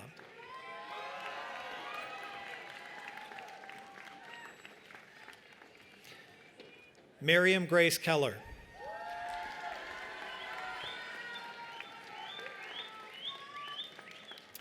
Brennan Patrick Kelly.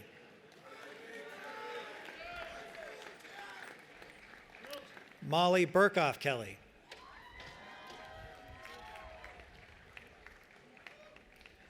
Madeline Joy Kemp.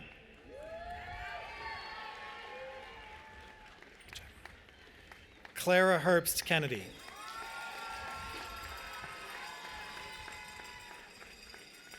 Thorne Cohen Kiefer.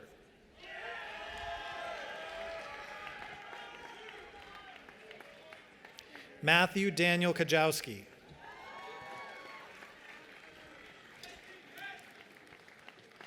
Amelia Fraser Kilaki.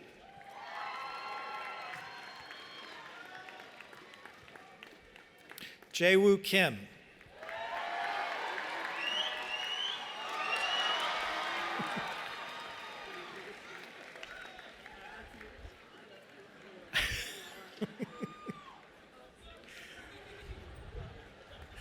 David Barry King. Rashad Anthony King.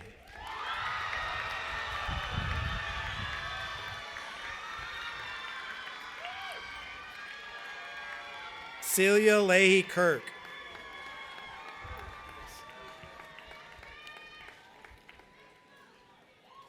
Ines Rebecca Knersch.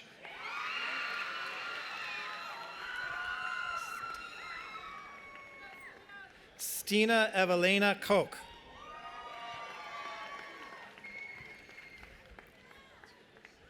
Addison Heidekoper Kolf.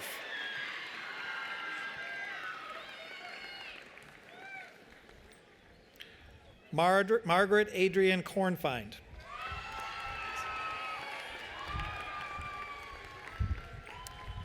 Catherine Ann Corticas.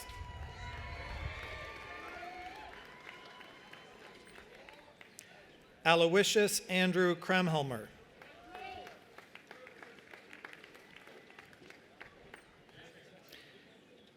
Henry Peter Leo Kunzler.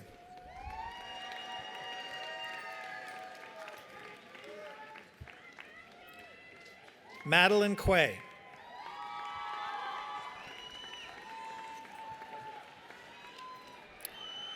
Cooper Owen Lance.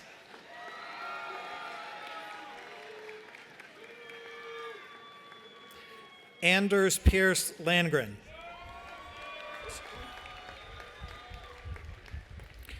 Wenzia Lau.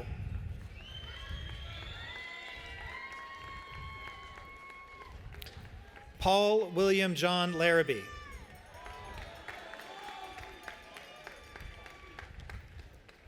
Isabel Mariana Larson.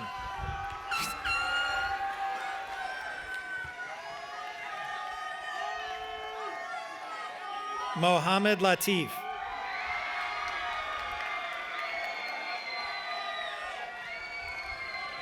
Thomas Lincoln Lautenbach.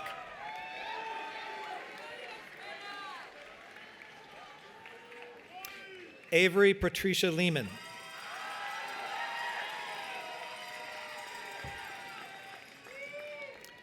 Henry Maxwell Spector Lenig.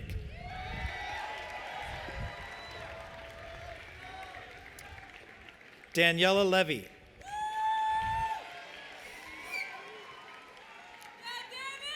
Jinru Lee. Suhana Paani Lidki.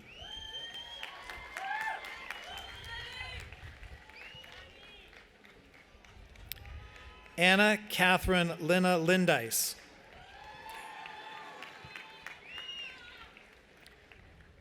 Liu Huang.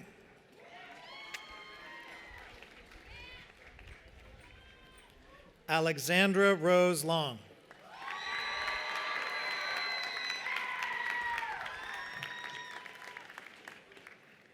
Annabelle Graham Lowenstein.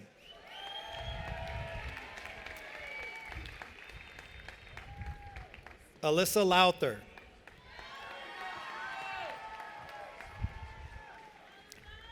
Maximus James Lucas.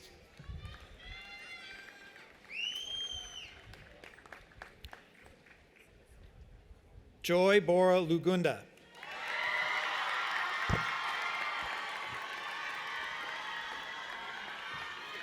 Eleanor Cantarsi Lynch.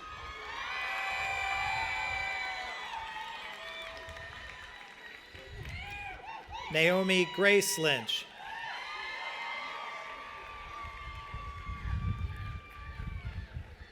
Nicola Esther Lynch Collier.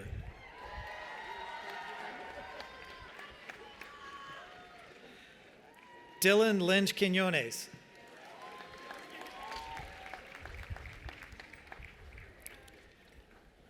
Ava Shannon Lyon.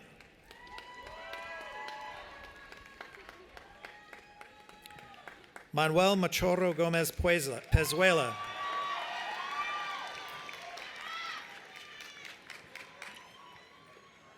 Colin Anthony Philip Madalena.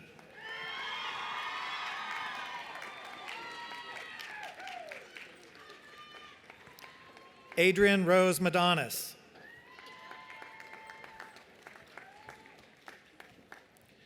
Charlotte Jillian Maffey.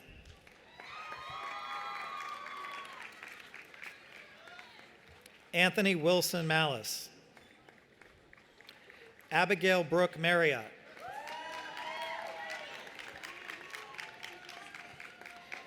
Julianne Maria Massa.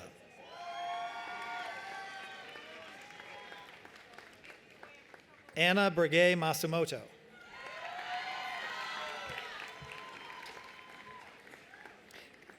Ian Richard Crawford McAslan.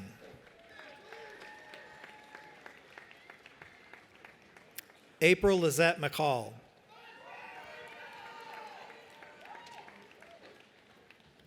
Aaron McCarthy.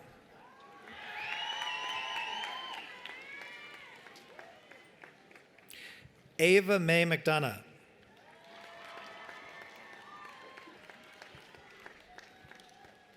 Maria Gardner Stevens McAvoy.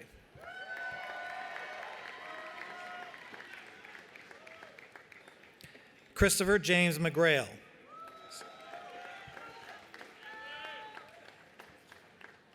Serena Modigliani McRain.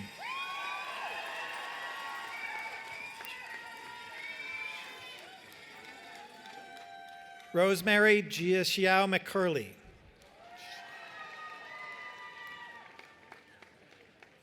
Madeline Alexandria McCowan.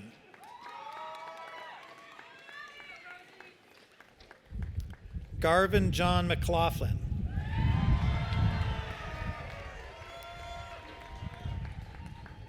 Cecilia Gunild Walsh McQuaid.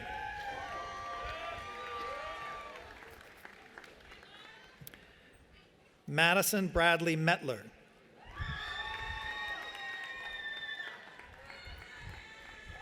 Cassidy Sky Meyer.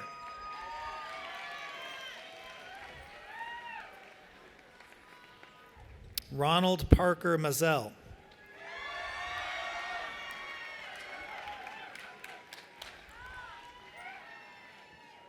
Colby Allen Michaud.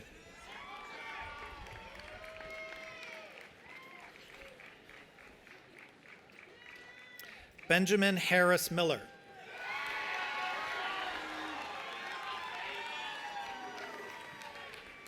David Kyle Miller.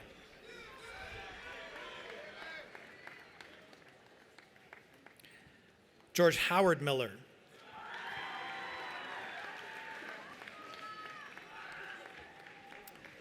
Lily Madeline Miller.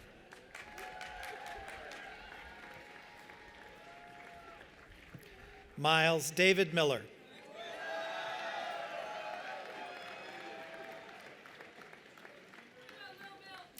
Xanthi Nicole Miller.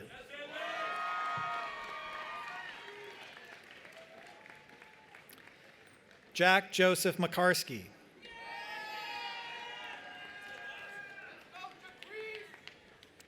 Catherine Tanner Moe.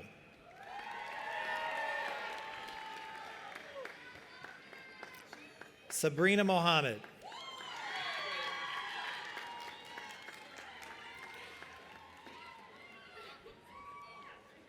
Angelina Samantha Moncrief. Kenyon Walker Moore.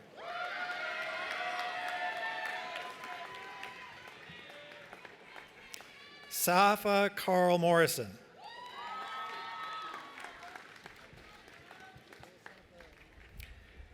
Andrew Carlisle Motter.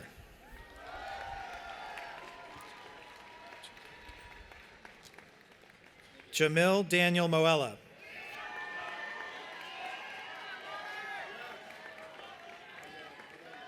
James Emily Muller.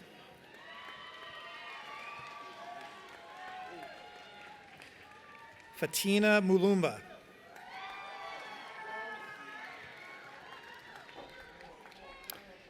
Ellis Moon Murnick.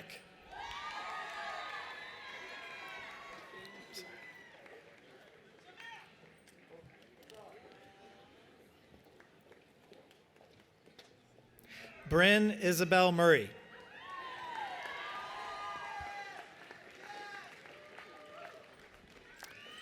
Leave Marlowe Myers.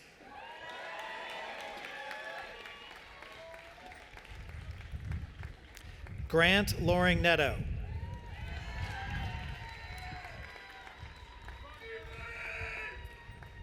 Jimmy Ndai Kanguru Kia.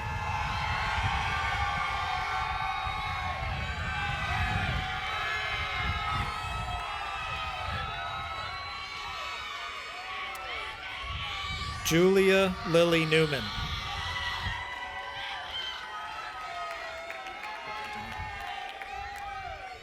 Julia Parkinson Newman.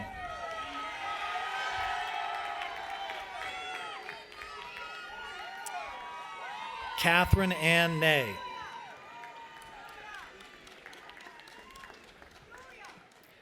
Kendall Ing.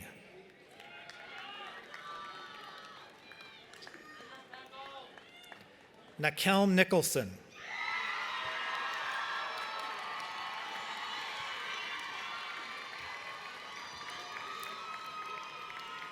David Francis Nomura.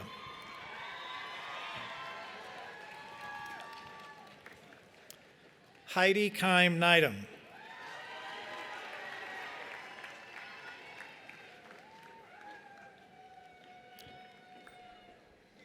Isabel Buchanan O'Connell. Kevin Joseph O'Connor.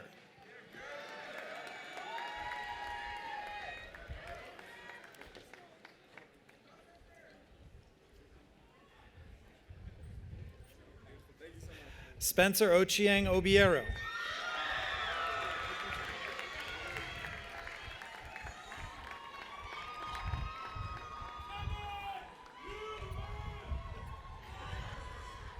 Ajibola Michael Oki.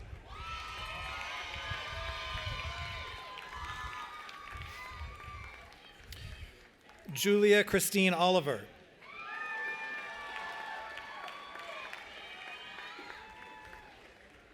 Maxwell Scott Olson.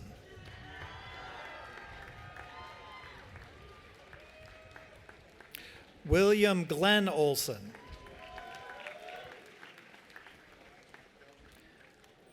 Dylan Lester Owusu Mensah.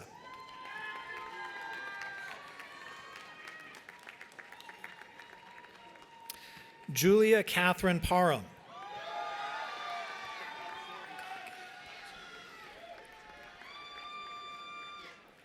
Parit Gagi Parkswan.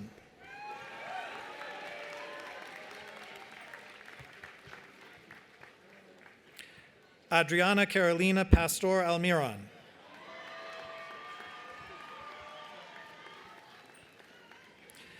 Aanika Namish Patel.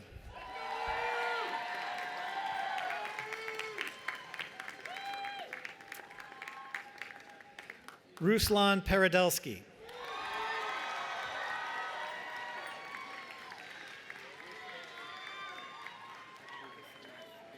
Hope Sullivan Perrine.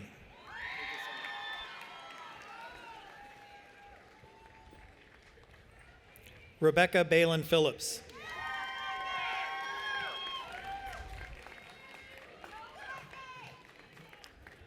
Abigail Virginia Phillips.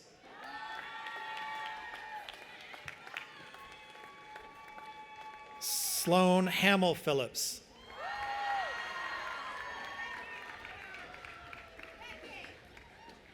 William Dunn Phillips.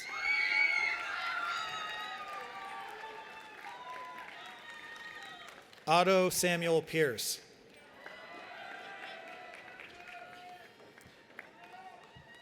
Jade Emerald Pinto.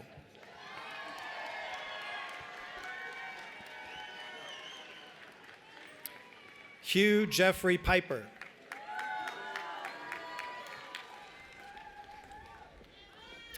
Phoebe Jane Pohl.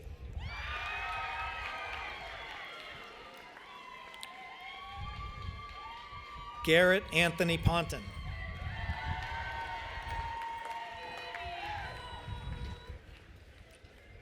Catherine May Pope.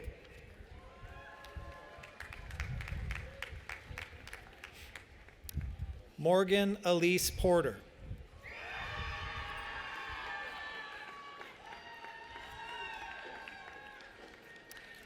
Alexandra Janelle Pravaznik.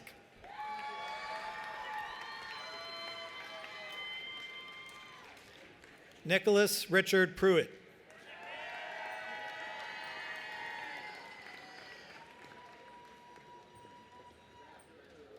Abdul Rafe.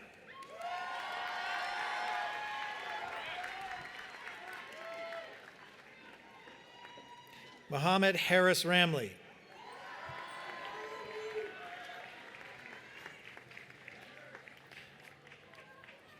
Ananya Bumadipati Rao.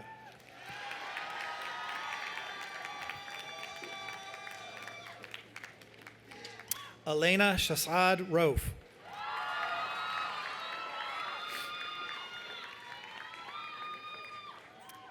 Ethan Jeffrey Rayburn.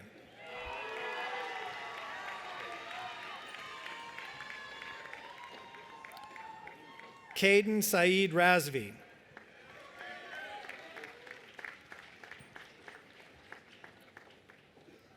Allison Nicole Reardon. Ruby Sampson Ryman.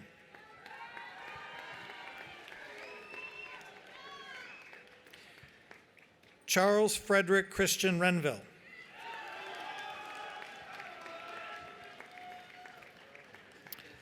Evan Arthur Reynolds.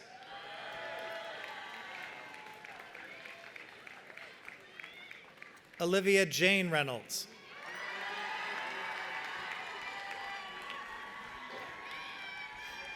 Oliver Silas Ree.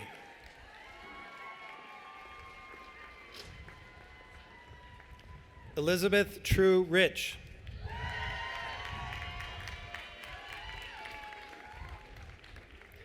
Allison Brooks Robelin.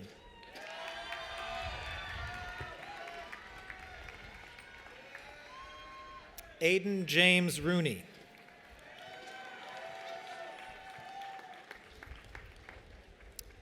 Lila Eisenman Russo.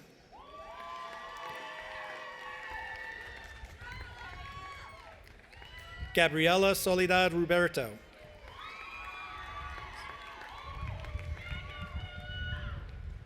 Luis Carlos Ruiz.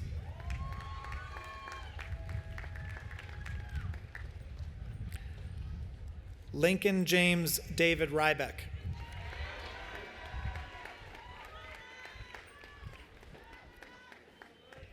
Emma Juliet Sablan.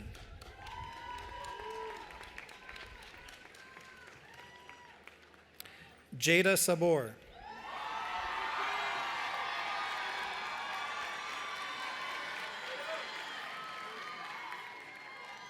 Solomon Sakakini Smith.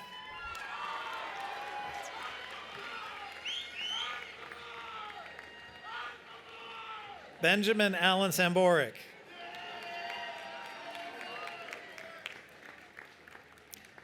Alicia Francine Sang.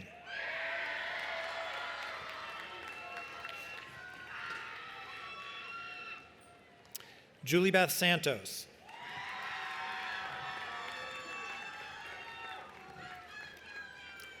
Chloe Santucci.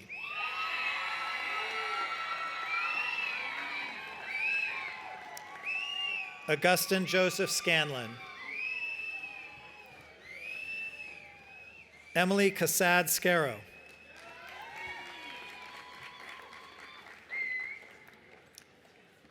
Lila Brett Schaefer.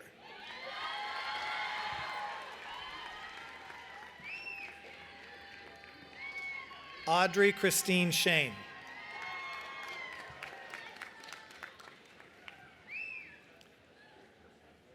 Ellie Lizette Schuler.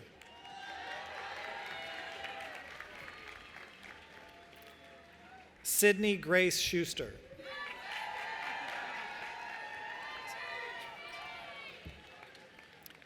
Johannes Maximilian Schwartz.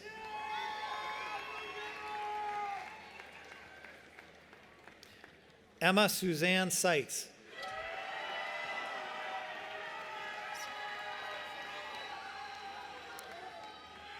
Hope Elizabeth Sakita.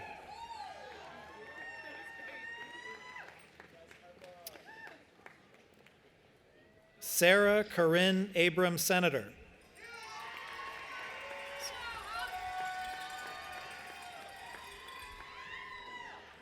F.A. Cert.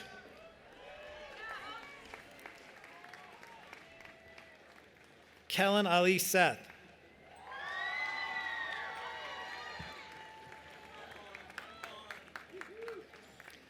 Isadora Saya Shapiro.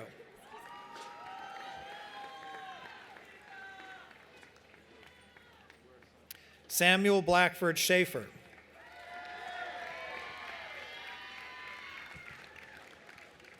Micah Peter Sheets.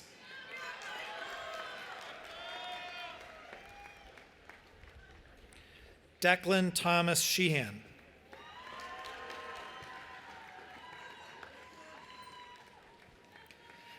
Joshua Max Sherman.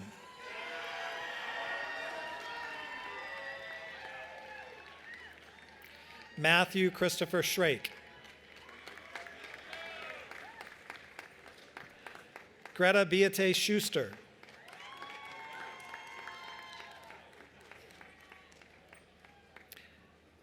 Hannah Catherine Simons.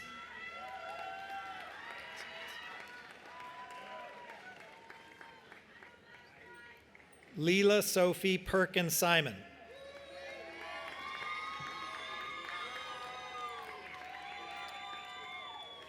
Arjun James Singh.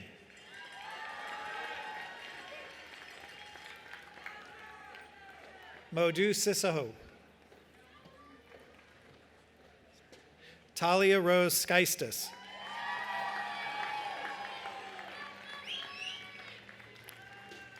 Elizabeth Atia Skillings.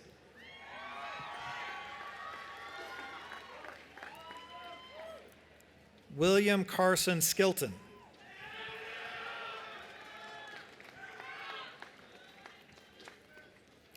Zoe Leonore Sloan.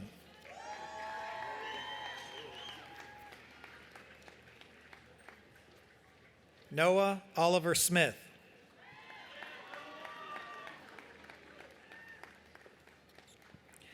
Daniel Snyder.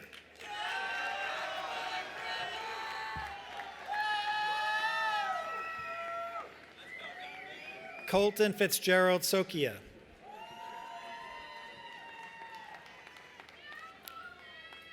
Mitchell David Soderberg.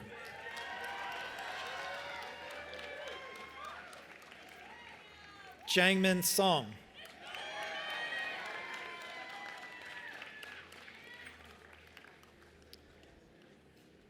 Mark Thomas Southern.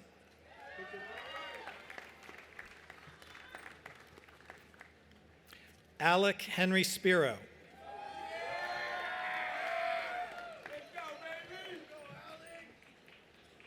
Dylan May Stocktiaris.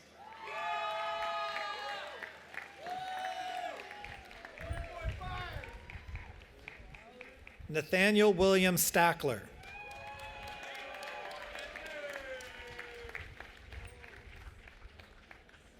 James Paul Stoller.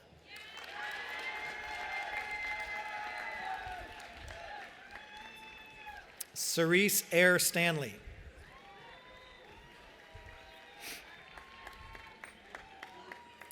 Sierra Stark.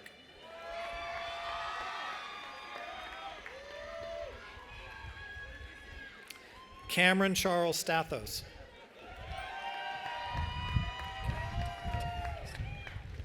Kaidi Tea Steck.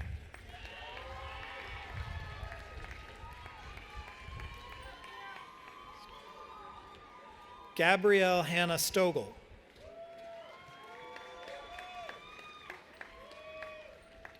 Leo Joseph Sullivan.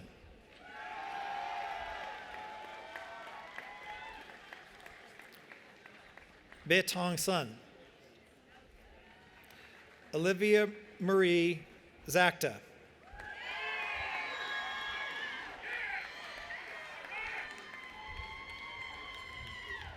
Caroline Warner Taggart.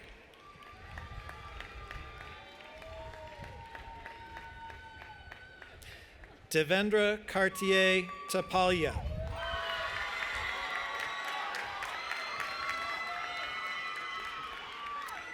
Amir Leeton Thomas.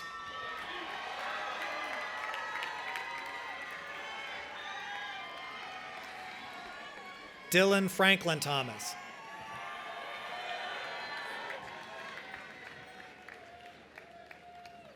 Jenna Olivia Thomas.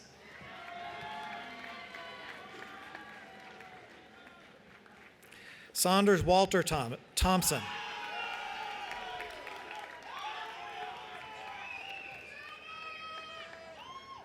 Samuel Lacey Thornburg.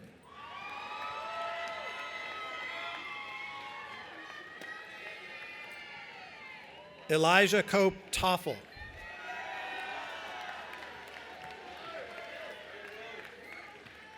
Joaquin Mercado Torres.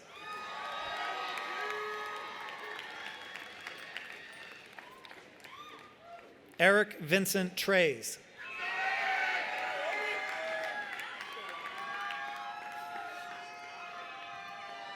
Stephanie Tropper.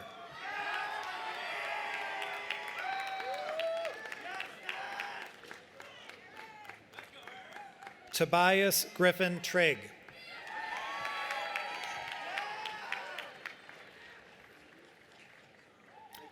Mary Elizabeth Ray Toon.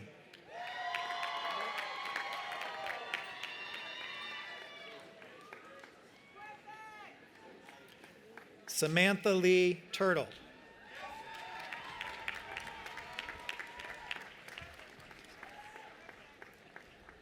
Ellie Norma Tiska.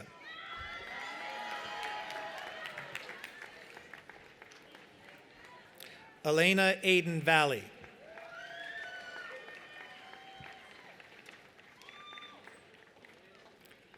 Zachary Edward Van Duzen.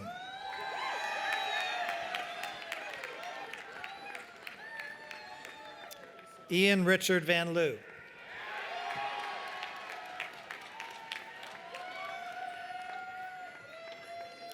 Joseph Larry Van Jr.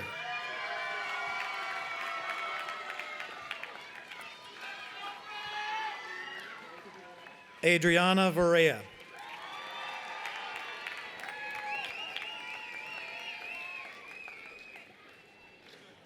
Cassidy Tara Vaughter.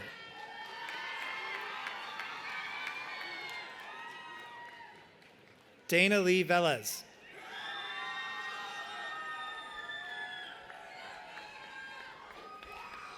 Anatita Innocent Viajero.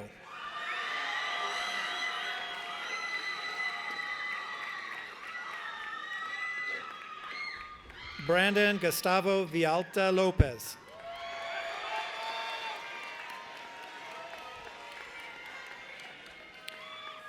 George Y. Chang Wan.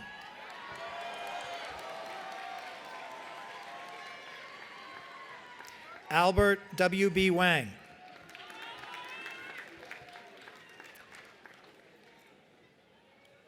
Wehang Wong.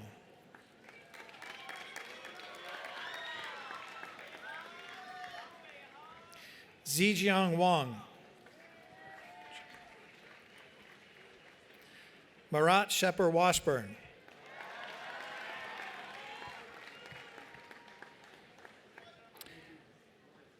Zaylin Cascio Washington.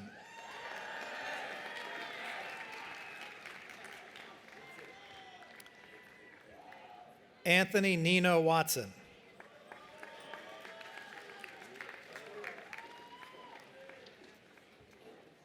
Caitlin Hirschfeld Watt.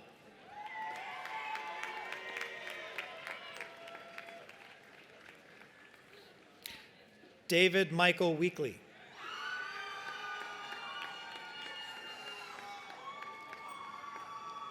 Wyatt William Weeks.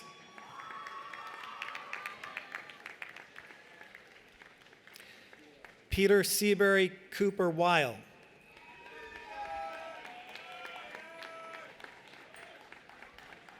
Adele Rose Welch.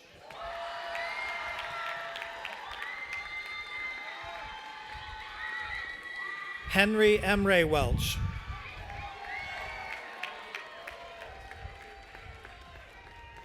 Javier Sidney Werner.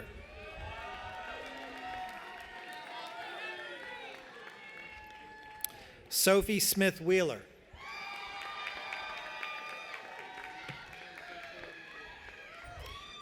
May Rose Whelan.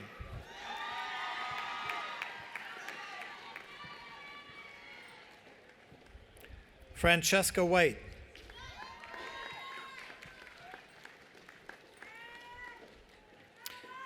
Julia White.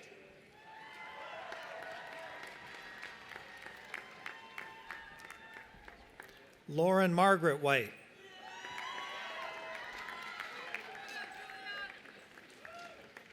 Thomas William White.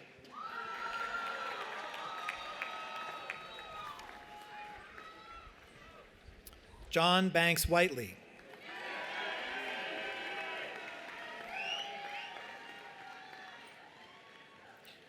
Nicole Lena Wigman.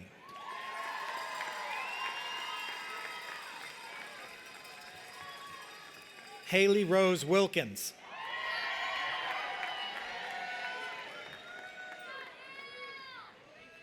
Marco Jones Willen.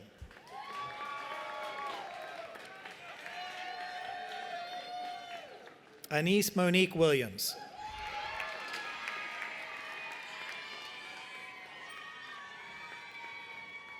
Drew Katie Williams.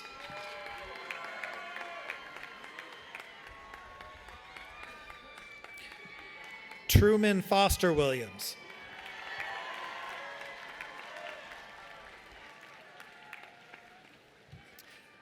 Layla Williamson.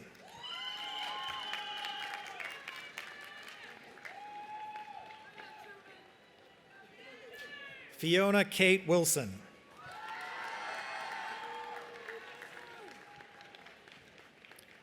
Aiden Jeffrey Wood.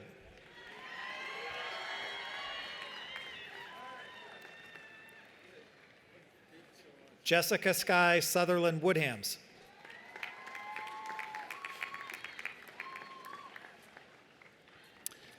Kyle Charles Woodworth.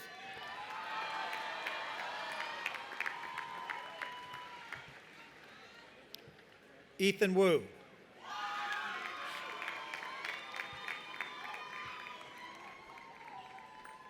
Yiwen Eva Wu.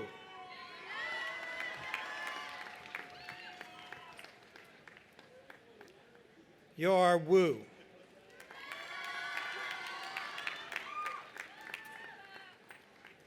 Jack Gojun Shu.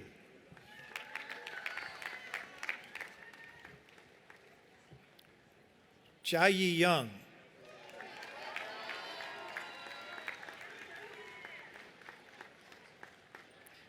Young Suda.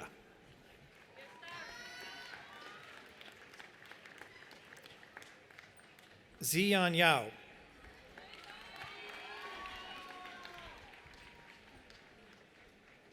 Natnael Mulugeta Yariga.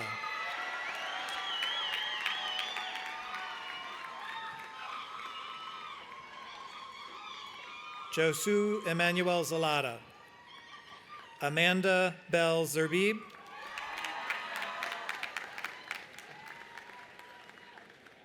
Yen Paul Zhou.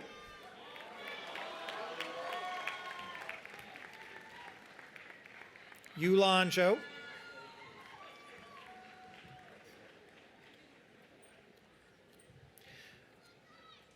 Donnie Josiah Zuniga Zarat.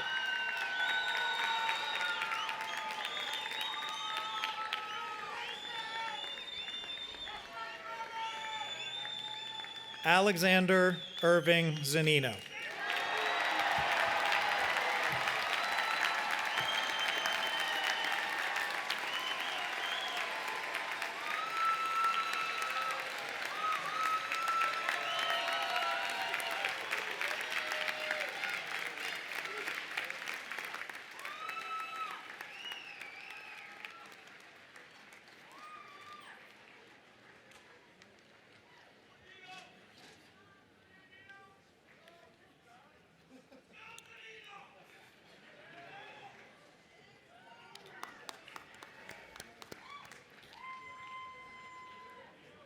I now ask all of the members of the graduating class to stand.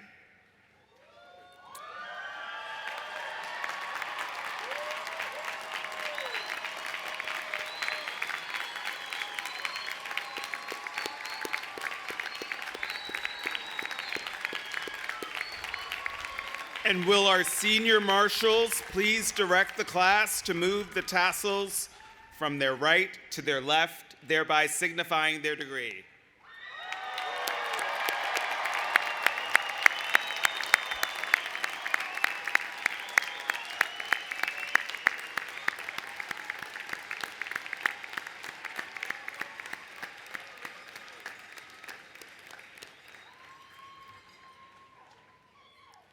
Congratulations, Bates graduates. I would like to take a quick moment to acknowledge that among the endings we are marking today, it's the last Bates commencement with Malcolm Hill presiding as our Vice President for Academic Affairs and Dean of Faculty.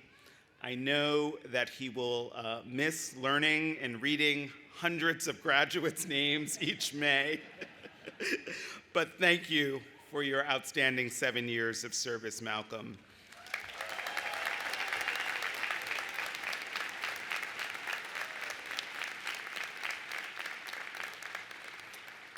After your sabbatical, we look forward to your return as Professor of Biology and Earth and Climate Sciences.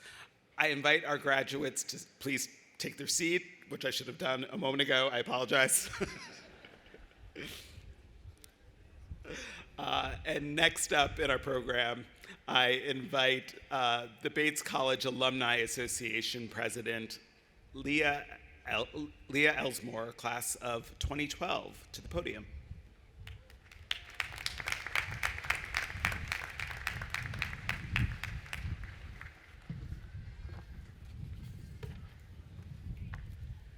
Bates College class of 2025, on behalf of the over 24,000 Bates alumni around the world, I am honored to congratulate you on this incredible achievement and formally welcome you to the Bates College Alumni Association.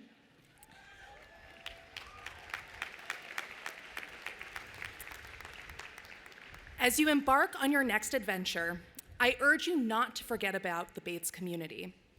One of the most special things about Bates is the alumni network.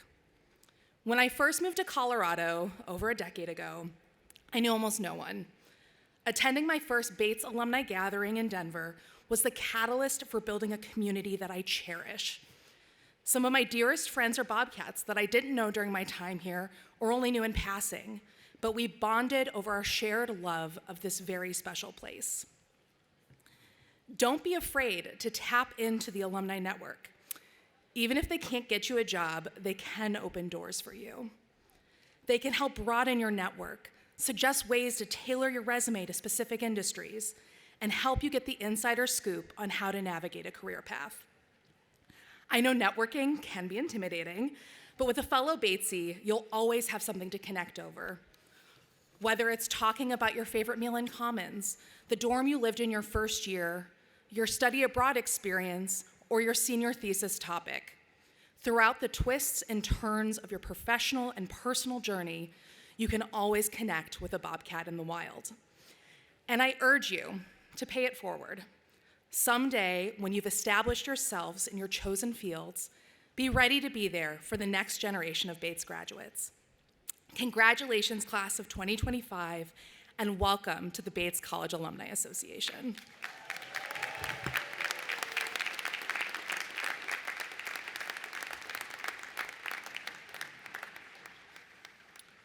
Class of 2025, you came to us as students, and today you leave us as college graduates and alumni. But of course, you never really leave us or each other. I'm so proud of you, proud to have been able to be part of this journey with all of you. This has been a glorious day. Before the benediction, though, I leave you with this. It's a short phrase that is both my charge to you as your president and also my wish for you as someone who has grown very fond of this class. And that is for you to please go out into the world and do well and do good. Congratulations, class of 2025.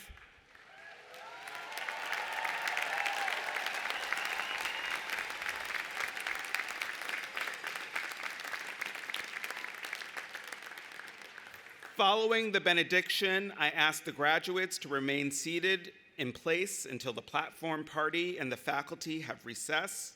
The faculty will greet you as you recess. We ask members of the audience to remain in place until the recession is concluded. Following the recession, please join us for lunch in front of Commons and on Bardwell Field. I now invite Raymond Clothier, interim multi-faith chaplain, to offer the benediction.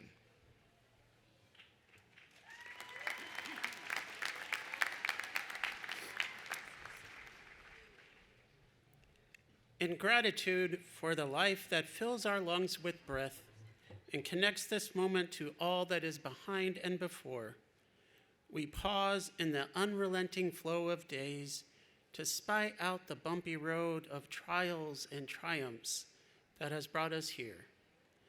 Assignment scrambles, essay anxieties, surprising achievements, and hard-won accomplishments. Through the work of many devoted teachers, mentors, and loved ones, we have reached a threshold, a moment that marks a transition from growing and storing to sowing and tending. May what you have learned at Bates take root and flower in minute and majestic ways to nourish others, nurse the wounded earth, and nurture human community. May it be so.